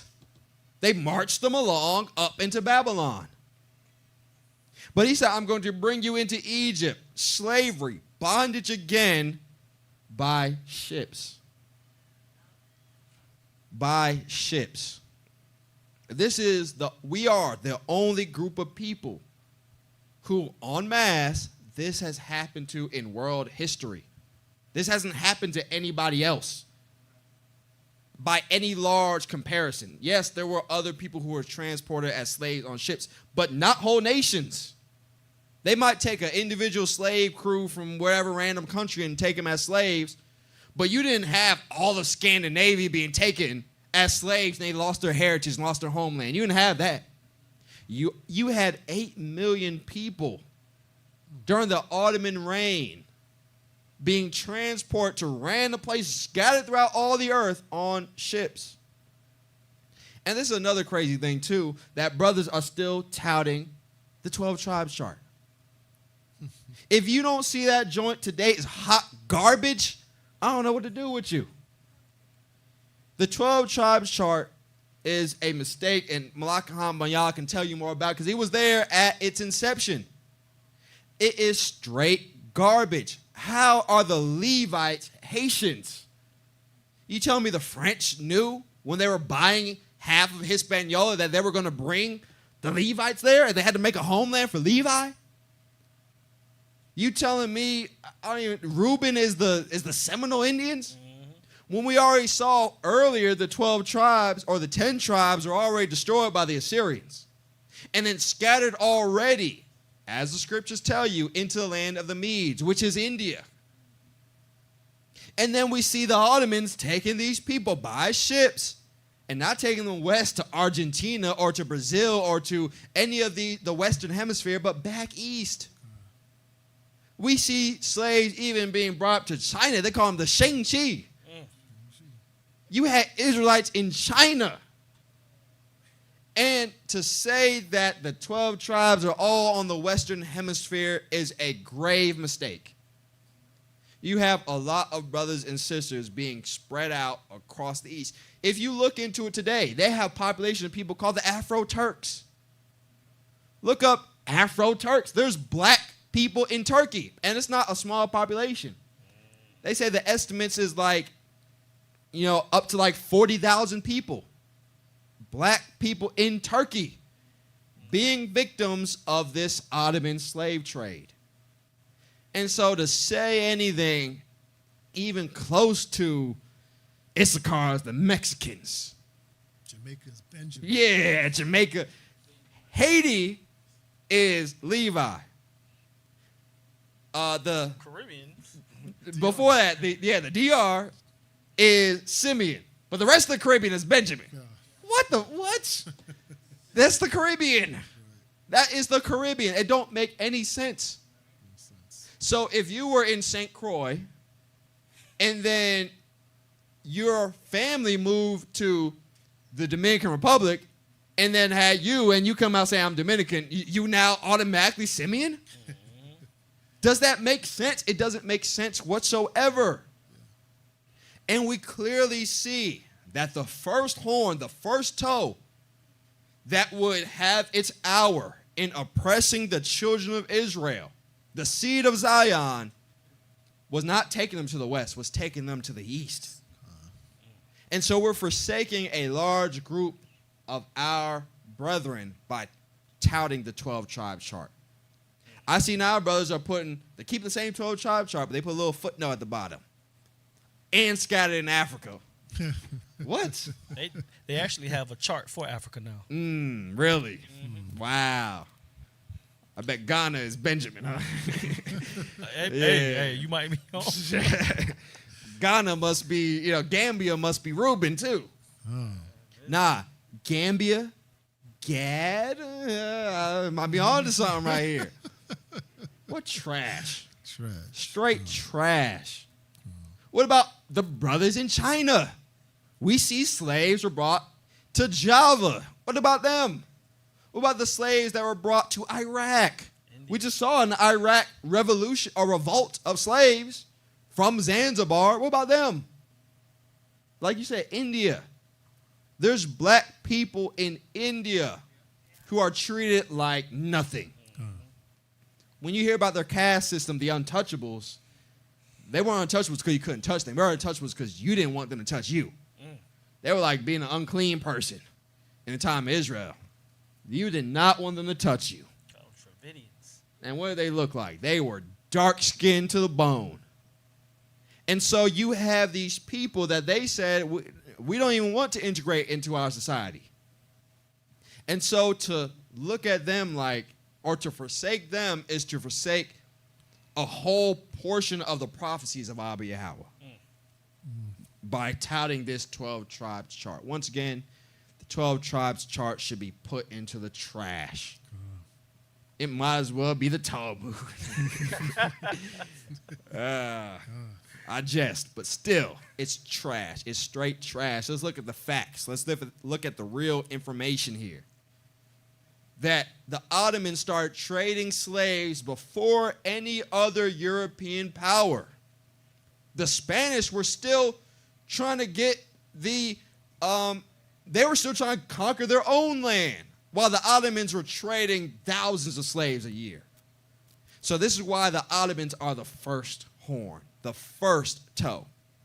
And you see why the West never accepted them, because they were like, no, I'm about to be the Rome, the premier entity in a few years. Give it about 100 years, and we're going to be at it. Let's read on. Let's finish that up in Deuteronomy 28, verse 68. Continuation of verse 68. By the way whereof I spake unto thee, thou shalt see it no more again. And So by this land that I've given you, I'm going to take you so far away from it, you shall not see it again until he brings an end to this curse. Let's read on. And there ye shall be sold unto your enemies for bondmen and bondwomen, and no man shall buy you. You shall be sold to your enemies as bondmen and bondwomen. And there's some Christians who try to attack the Israelites and say, see, it says no man shall buy you. So how is it talking about slavery? That's not what it's talking about. Yeah, exactly. You shall not be redeemed out of this. You're not going to be bought and redeemed. You're not going to be like these high-class European slaves that they say can actually ascend out of slavery. You're not going to have that. You're going to be the cheap, great value version of a slave. You're the one that you're going to buy, and it's going to be cheap, and you're going to work into the ground, and you're going to be so cheap that they're going to keep buying them. Instead of taking care of you and preserving you, you're going to be the lowest of the low. And that has indeed happened. Jump up to verse 62. APSI. And ye shall come, be left few in number. Just like we saw, 8 million of them were taken from Africa and spread abroad. Only a few were left. That's crazy. You want to divide up Africa and have a 12-tribe chart there. They've been scattered from Africa. They've been stripped from Africa. Of course, they're still there, but they've been spread all across the earth. Let's read on. Whereas ye were as the stars of heaven for multitude, because thou wouldest not obey the voice of the Most High thy Abba. 63. And it shall come to pass that as the Most High rejoice over you to do you good and to multiply you, so the Most High will rejoice over you to destroy you and to bring you to naught. And ye shall be plucked from the land, from off the land, whither thou goest to possess it. And the Most High shall scatter thee among all people. And so we see this coming to pass, that these curses are placed upon us. Once again, you don't see this amongst other groups of people. You don't see them losing their heritage and losing their culture and being spread all across the earth with other people. You only see this with us. You only see this with the children of Israel, with people of a darker skin complexion, being spread all the way out to China. I don't know too many, so-called Jewish slaves being spread abroad into China. You don't really see that. But you see that with these Zans, these Bantus, being spread all into Iraq, into China, into India. You don't see that with these other groups of people. Obviously, there were slaves from other nations, but none to the same extent as us. Let's read on. From the one end of the earth even unto the other. Once again, how is your 12-tribe chart only focused on the Western Hemisphere? When he said from one end of the earth to the other. And we clearly see that's what happened. The Most High had the Ottomans taking them from the east and spreading them way out, all the way to the ends. They say that story of the Afro samurai was real in Japan. How did this Afro black person get into Japan. Tall man, too. Yeah, he said that too. He was tall, statue of all. How did he get to Japan? Because somebody transported him on a ship or his ancestors over there into Japan. And they call themselves the people of the rising sun. Why? Because they're the furthest east you get. That's why they call them that. And so they have our people spread all the way out into Japan, into China, into India, and all these places in the east, and also to the west, as we're going to start to cover in the next class, Abba willing. But let's read on. And there thou shalt serve other gods, which neither thou nor thy fathers have known, even wood and stone. And so you see with the Ottomans that they start to force convert them to Islam as well. And that didn't guarantee their freedom. And now the Ottomans, not being the original Muslims who learned from the Israelites, they were the ones who start changing things. Like we talked about, the dhimmi status, the protected people, was first for people of the book, for Jews and Christians, meaning you are of the Abrahamic faith, so to speak.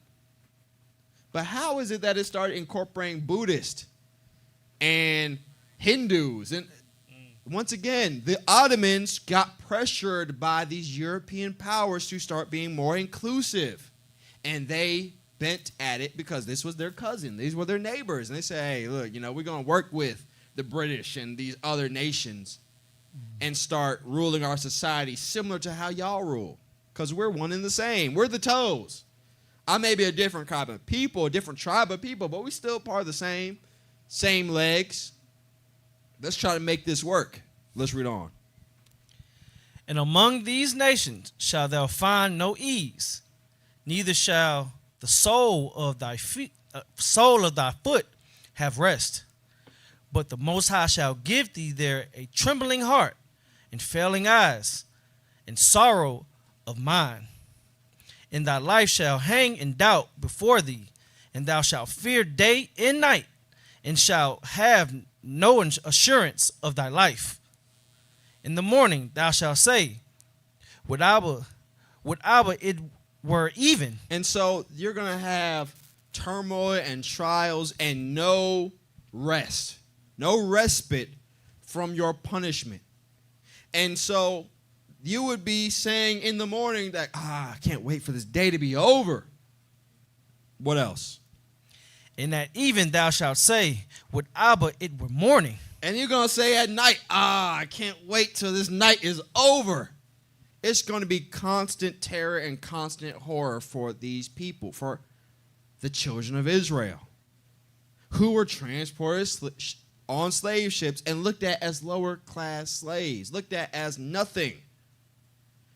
Remember, they started saying, the dhimmis, we already have Jews. So we look at you like pagans. We look at you like you're not protected. And so those people might be servants, but they could rest easy knowing I can either elevate from this status or I might even be a protected person if I convert. To them was given none of that. They looked at you like a dark-skinned pagan, and that was it. And there's nothing you could do to save yourself. That is how they looked at them. Let's read on. For the fear of thine heart wherewith thou shalt fear, and for the sight of thine eyes which thou shalt see. Jump up now to verse 43. The stranger that is within thee shall get up above thee very high, and thou shalt come down very low. So these territories where the Ottomans started spreading them, obviously not China, but these were actually areas that at one point the children of Israel reigned and governed over. It talked about Solomon reigning from the river of Egypt all the way to Hamath. That's going over to Persia. This is the height of Solomon's empire. Solomon indeed had an empire. He wasn't just a king, he was an emperor, kind of like these Turks, kind of like the Greeks and the Romans, but an empire of righteousness for a time. So much so, it said the servants of Solomon were happy. Even these nations that were serving Solomon, they were content. They were happy. And so now these Turks, these Ottomans, We talked about David, too. When he went to war, we talked about he was all the way up in the Euphrates. That's by the Assyrians. All these nations that were once under the dominion of the children of Israel, like these Turks, like these Eastern Europeans, these Central Asians, they started to get up very high above the children of Israel. And they were brought down very, very low. Once again, we already saw them looking at these slaves like the cheapest, lowest class slave you could get. They said European slave in the Ottoman Empire was like top tier. That was what all the rich people desired. And the black African slaves, they were looking at them like, yeah, that ain't. Peon. Yeah, right. They look at Europeans like the Bugattis and Lamborghinis of slaves. Yeah, you're the lemon. I'll take the Toyota Corolla from 2010 with 180,000 miles. I'll take that one, fine. I just need a place to get from A to B. I need a car to get from A to B. But when I get my money, I'm getting that Ferrari. I'm riding that joint. And then you take care of your Ferraris. When you got them cheap cars, you ride them till the brakes fall off. But when you get an expensive car, you got them people keep their expensive cars in the garage all day. And they take it out one time on a special weekend and drive it around. No joyride. Yeah. But then they got that cheap Toyota that they pop out every day. And if they crash it, okay, it is. I'll get another one. Yeah, this is how they treated us. And so we see now that these people that Solomon once reigned over start to get up very, very high. Let's read on. Verse 44. He shall lend to thee, and thou shalt not lend to him. He shall be the head, and thou shalt be the tail. Moreover, all these curses shall come upon thee, and shall pursue thee, and overtake thee, till thou be destroyed, because thou hearkenest not unto the voice of the Lord thy Abba, and keep his commandments and his statutes, which he commanded thee. So these curses are going to come upon the children of Israel and overtake them until they be destroyed.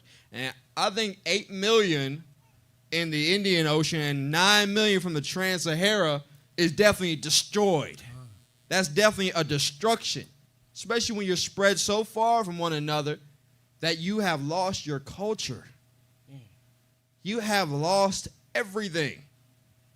There's people, like I said, the Eastern Europeans, they enslaved them. But they can trace their lineage back to some kings. They got Vlad the Impaler. He was a known king in the Eastern Europe. And there's Eastern Europeans who can trace the lineage back to Vlad and some of these other people like Dracula. That was a real person. But us, who can we trace our lineage to? Yeah, you got as far as grandma. And after grandma, I'm lost. I don't know. I have no idea. We just holding up pictures of Right. black and white pictures of folks, man. Right. Saying this is us, and that's it. We can typically, people who are real diligent can go as far as, especially here in the Americas, can go as far as like 1865. Freed slaves. This is my great-great-great-granddad who was once a slave, and now he was free, and so they start keeping records of him. But before then, it's a shot in the dark. I don't know. I just know he was from Mississippi, and then, that's it. And his massa.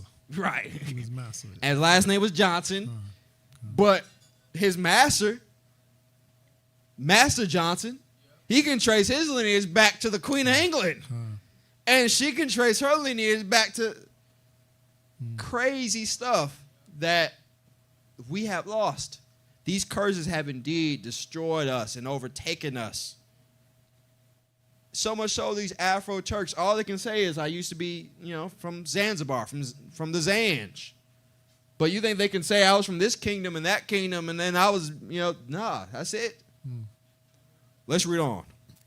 And they shall be upon thee for a sign and for a wonder, and upon thy seed forever. And so they shall be a sign, a thing to wonder at, to look at and see, are these the people of the book that the Arabs were talking about so much?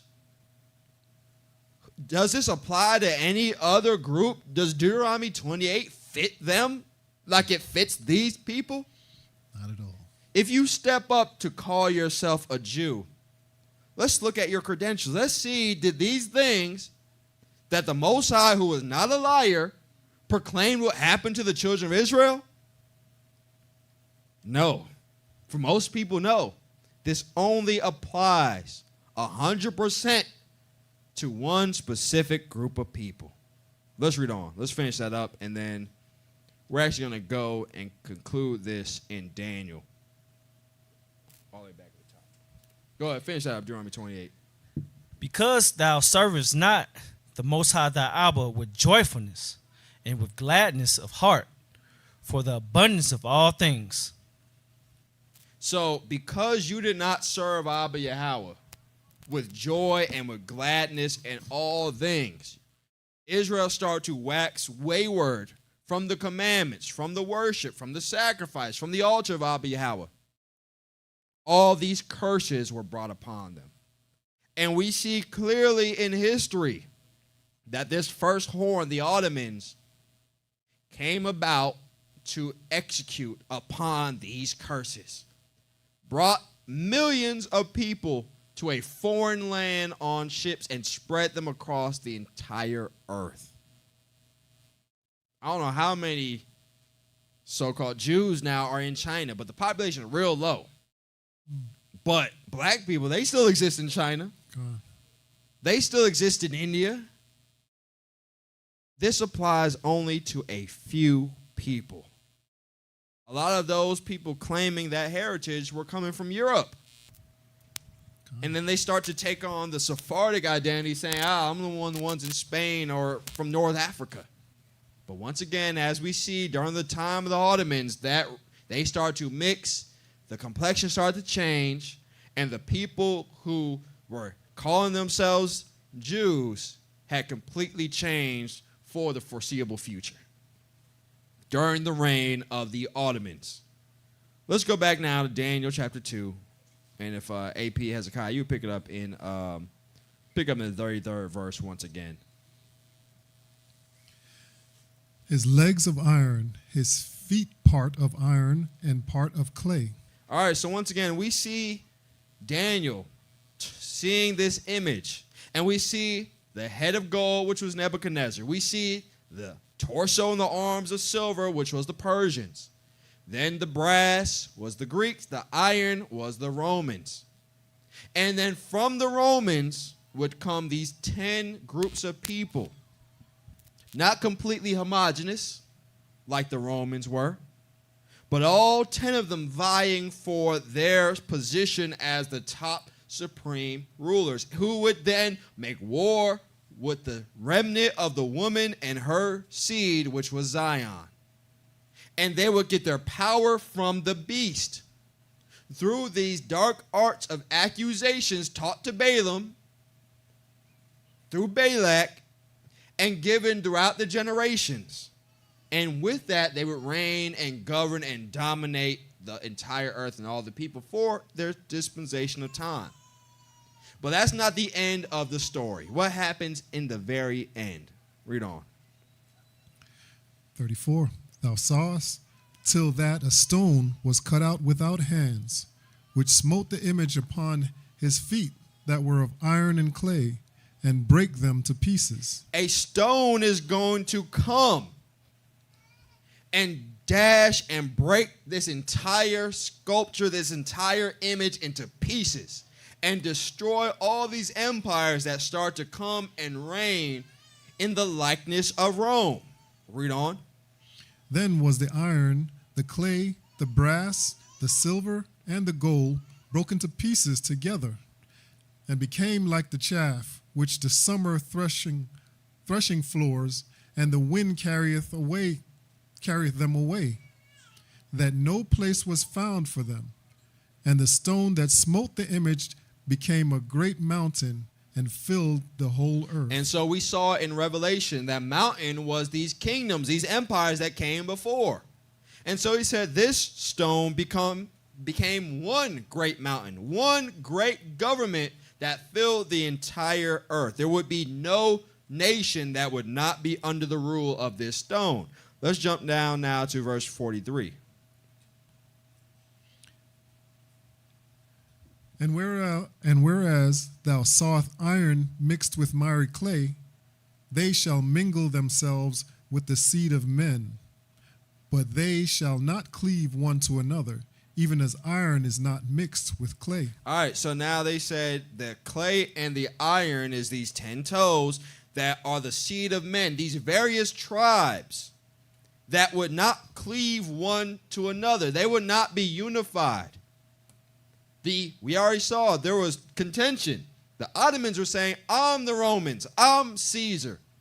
And the West said, no, you not. That's me, I'm the real Romans.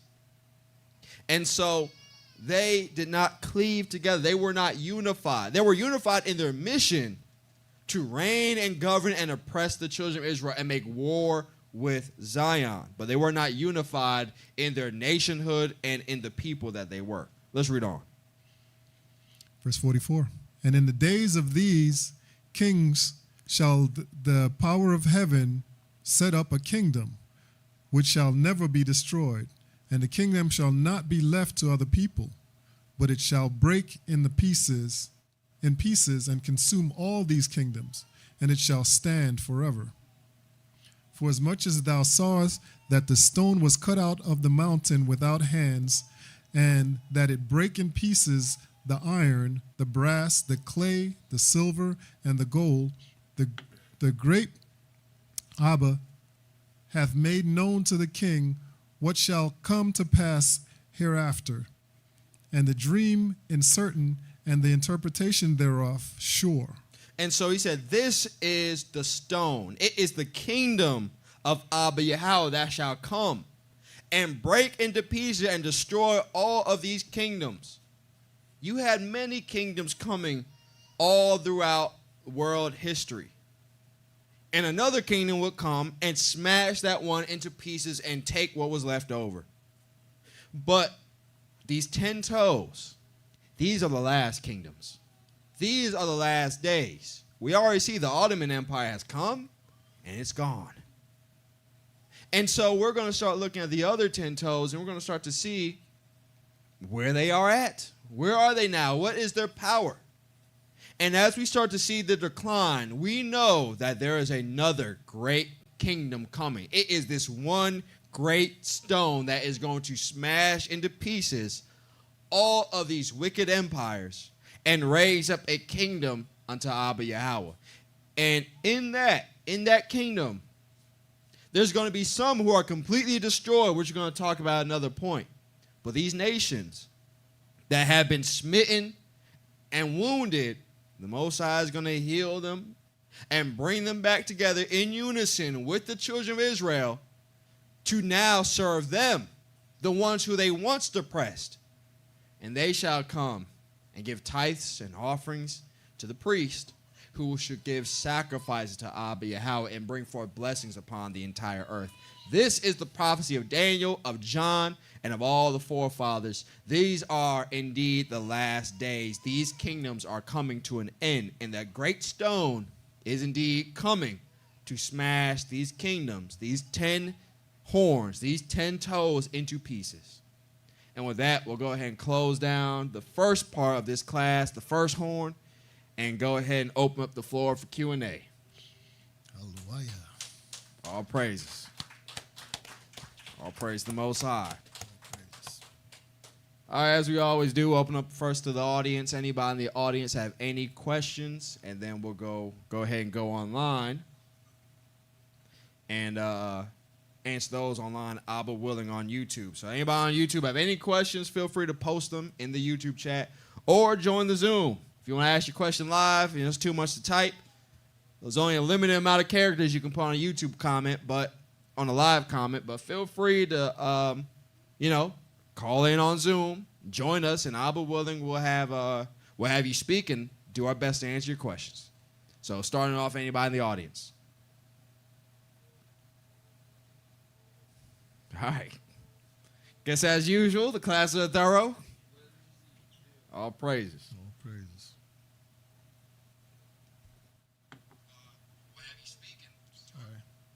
All right. got a question? Okay. Well, while we're getting some questions, once again, the new calendars for this current year are out. They are out now, and today is the last day to get them on the pre-sale order. And so if you want a little discount, you want free shipping, if you're not here locally, go to cityofadam.com/shop/calendar, and you can get a piece of history.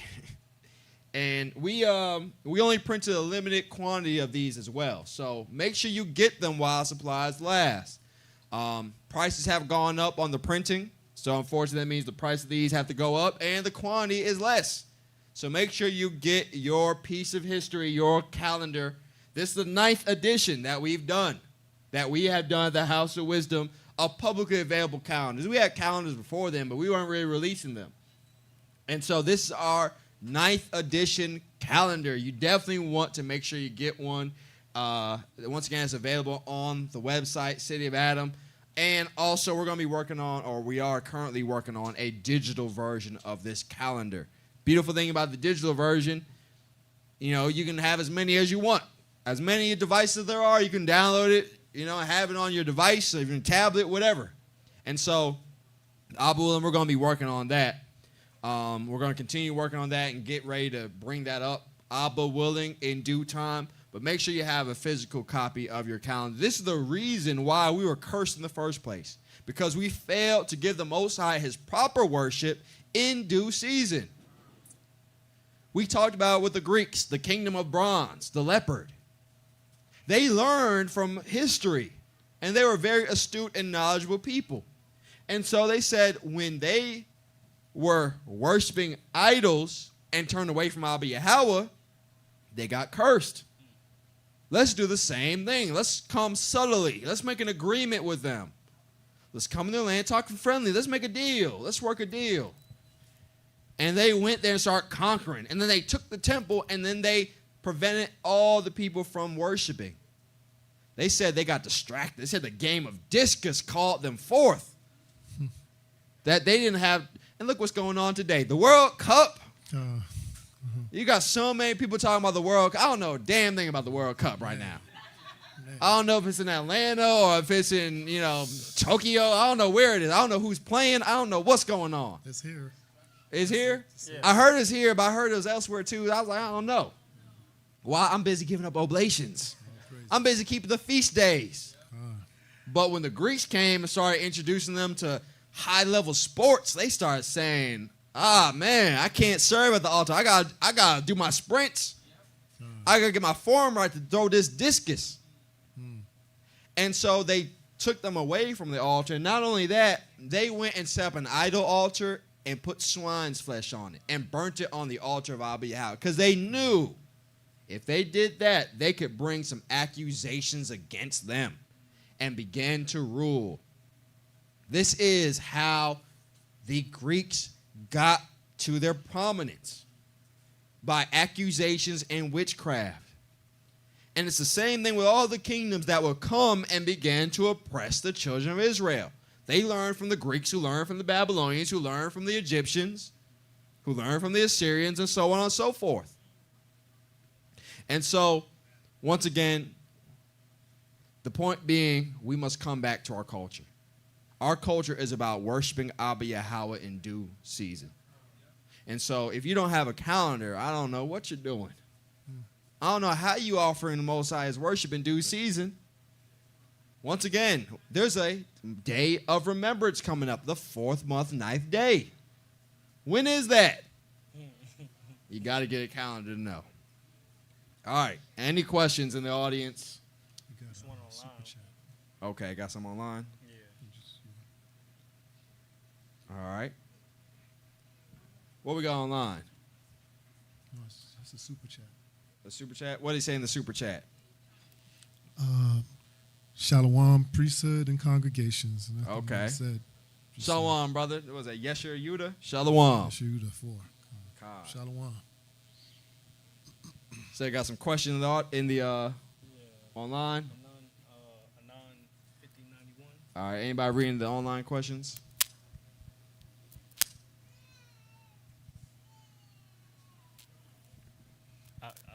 Okay, go ahead.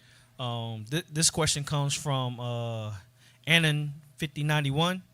Has the House of Wisdom delved into why DNA in regards to determining who is of what nation? I ask because many of these places have a variety of lineages. They are now because of migration, conquering, etc. How important would you say the Y DNA is when determining someone's lineage? I would say going down the route of trying to look at DNA specifically is not really the route you want to go down. For one, obviously, the penguins are going to say they have the right DNA, for one. After they say they have the right DNA, they're going to outlaw it in their country, but then they're going to have all the DNA technology. So they say that they have so much DNA technology that if you take a DNA test, your DNA is likely going to pass the hands of some Israeli scientists before it gets back to you. So they say they actually own a few. I think something like MyHeritage, I think is owned by the penguins. But then on top of that, they say their database, 23andMe, all these other big ones, they go and they check with that, their database to see, what the DNA is. And on top of that, to say the DNA of an ancient person who has been long gone, they're not going to be able to tell you that. To say, and this is the DNA of an ancient Israelite, how do they know what that DNA is? How do they know what that DNA is actually supposed to look like? Even when you take a DNA test, if you are black, they'll say sub-Saharan, and they'll end it at that. It won't be, anything else. And so sub-Saharan is big, which is crazy because they will look at and say, this DNA is, your lineage is, 27.3% German, 19.2% from Russia, 30-something% English. So they isolated a lot of these European areas by their specific, geology, by these specific countries and haplogroups. But a lot of African places, they haven't done that at all. A lot of times, they might have Nigerian on there, but a lot of it would just say sub-Saharan African. And so I definitely wouldn't trust their DNA. I wouldn't trust going into it and saying, this is a means of determining are you an Israelite or what your heritage is. They can essentially say anything. And so once again, we are looking to the heathens to determine what the Most High has revealed to the Spirit. And if that's the case, why stop at DNA? Why not stop at anything else? They told us what faith is. Do they know the right answer to faith? No. Do they know what sin is? Do they know what any of these other things are? So why would we trust them in terms of DNA and say their DNA is proved that I'm an Israelite? It says wisdom shall be known of her children. The spirit of wisdom is going to reveal who is who. There's going to be those Israelites indeed. There's going to be those who their spirit shows that they are indeed of Israel. There's going to be some who show that they are the nations. And so this is something that the Spirit will reveal, just like the Spirit has revealed many other dark mysteries of Abba Yahweh. Think you had some other words on it? God, I was going to add to it. DNA is very deceptive. The geneticists and the engineers that came up or discovered it, I should say, never ever discovered it to parse out every individual nation. This is why 23andMe and all that is a scam. All that was created by the federal government to get your DNA into their system. They've solved countless cold cases by going and getting that DNA and murdered somebody in 63. You've been hiding, we got you. But look at how they went to Egypt. Egypt was conquered. The ancient Egyptians, Mizraim, Kemet, these were sons of Ham. Now after them, we began to see the Persians take them, the Assyrians take them over. Then we see the Babylonians take them over. The Persians took them over. And later, Alexander, the Macedonians, the Greeks came and took them over. And then finally, the Romans took them over.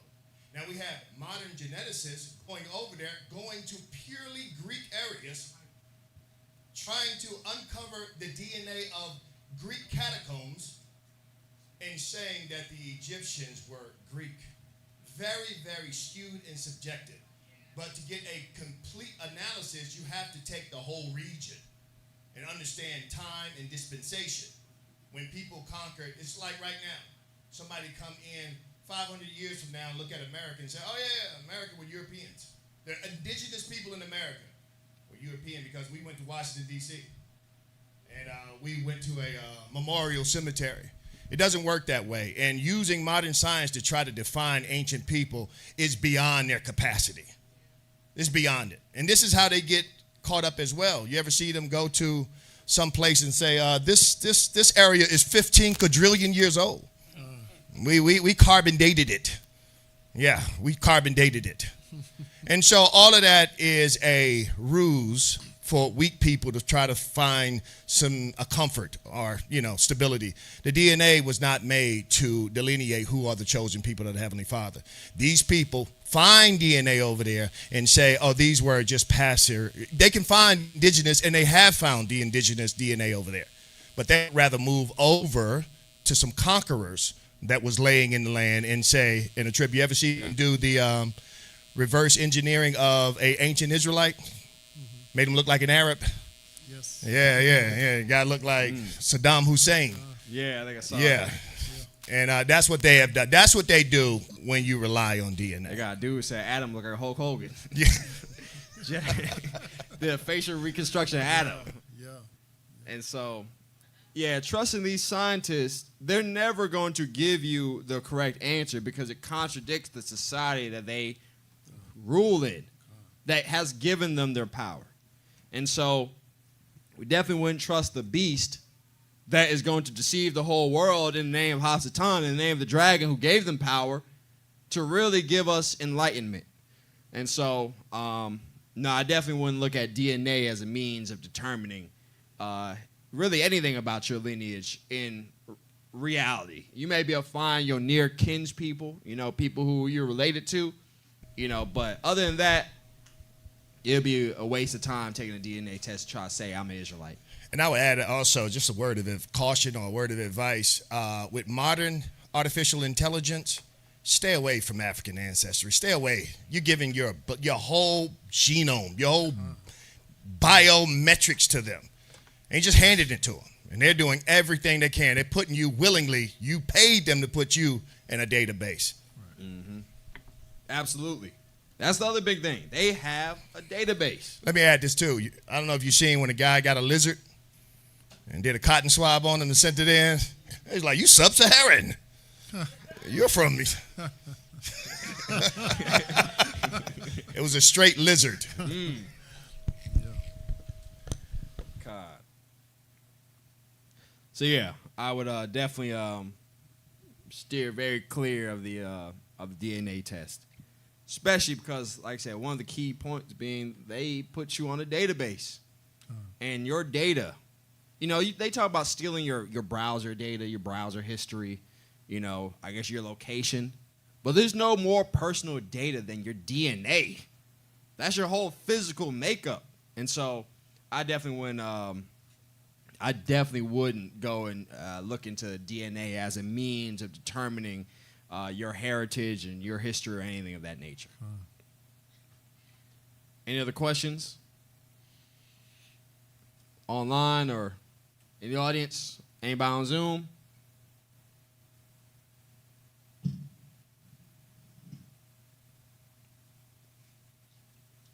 What's going on? We got questions? Are we good?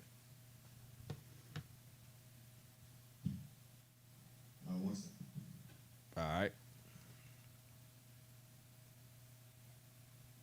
Also, for those who are watching, as we mentioned, we just finished up the first week of the summer Feast of Weeks. It is not, as we mentioned, 50 days after Passover. We start the 50-day count last week. And so we're going to be traversing these 7 weeks, getting ready for the 50th day, the Feast of Ingathering. So once again, If anybody's interested in being consecrated or just keeping the commandments of Abba Yahweh, that is the time to do it at the Feast of Ingathering, a.k.a. Pentecost. So for those who are looking to attend, be on the lookout for registration for that feast. Abba willing, we're going to be putting that out pretty soon. And just a reminder for anybody in the House of Wisdom, a member with children, we are looking to start that Tree of Life Academy. We're looking to pull people out of this public school where they're going to be teaching them about the Ottomans and these other things in world history, but not like we are able to teach it. And they're going to be teaching them science, but not like we will teach it. We're going to teach the kids what they learn in public school, of course, Abba willing. But we're going to be able to teach them in a way where they are not destroyed by this world. I remember being in school, and anytime they spoke about Rome, Greece, Western society, it was always with a spin or a beauty. Especially America. Oh, boy, America. It was the land of the free and the proud. We love America, don't we, kids? Yes. Mm-hmm. We're going to teach American history, Abba willing. Well, we're going to teach the truth about it. Right.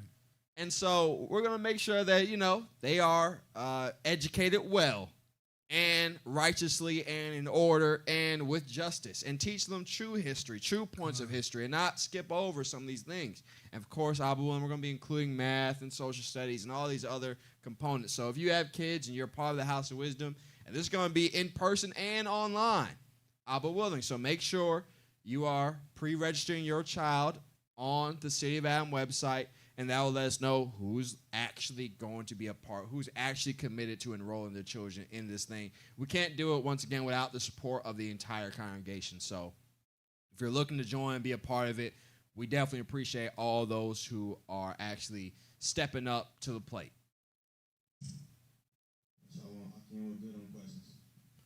All right, Khan.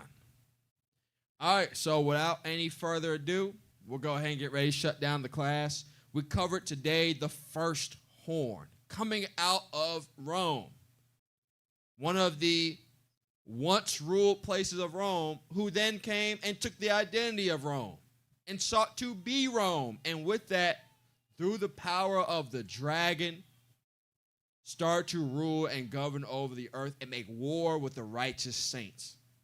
And so, Abba willing, throughout this Feast of Weeks, we're going to continue on addressing and talking about each one of these horns. So stay tuned, stay close, stay connected to the series. Make sure you like this video. Make sure you subscribe to the channel and turn on notifications to see when we go live next week to uncover what that next horn, that next toe of Daniel is. May peace and thanksgiving always be multiplied. Shalom.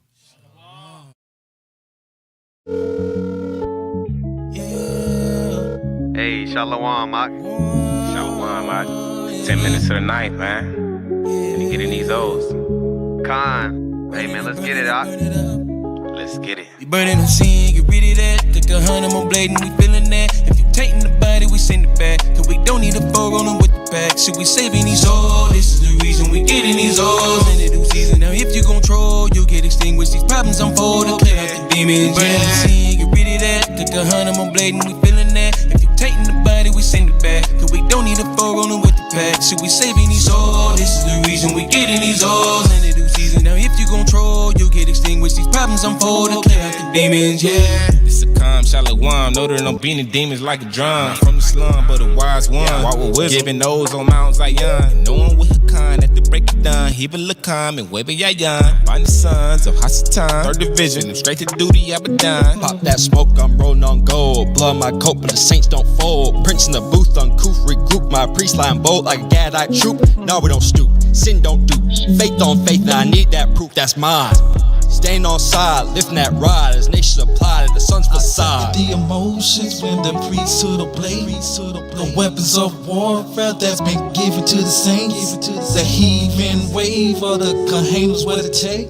I'm a soldier of Malak Shadak and I do this every day. We burning the scene, get rid of that. Took 100 more blade and we feeling that. If you taking the body, we send it back. Cause we don't need a four rolling with the pack. So we saving these O's. This is the reason we getting these O's in the new season. Now Now if you control, you get extinguished. These problems unfold to clear out the demons. Burning the sin, get rid of that. Take a hunt, I'm blading, we feeling that. If you taking the body, we send it back. Cause we don't need a forerunner with the pack. Should we saving these souls? This is the reason we getting these hoes in the due season. Now if you control, you get extinguished. These problems unfold to clear out the demons. Time to kill all these demons. When you read Jeremiah 10 and 2, then you know we can't be like the heathens. Abba said there's no pleasure in allegiance.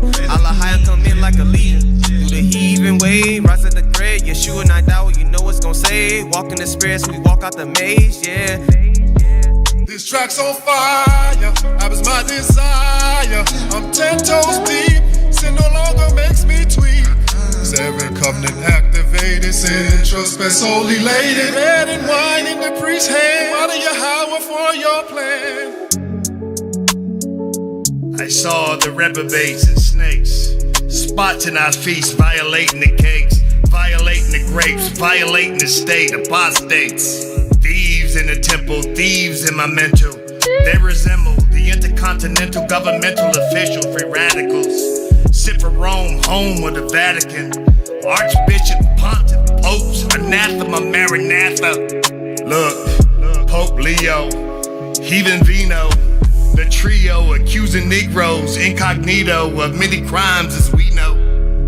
Unconverted, sons of the serpent, urban urchins in their churches chirping like frogs perverted, completely unworthy. We burning the sin, get rid of that. Took a hunt, I'm blading, we feeling that. If you taking the body, we send it back. Cause we don't need a forerunner with the pack. Should we saving these souls? This is the reason we getting these hoes in the due season. Now if you control, you get extinguished. These problems unfold to clear out the demons. Burning the sin, get rid of that. Took a hunt, I'm blading, we feeling that. If you taking the body, we send it back. Cause we don't need a forerunner with the pack. Should we saving these souls? This is the reason we getting these hoes in the due season. Now if you control, you get extinguished. These problems unfold to clear out the demons, yeah.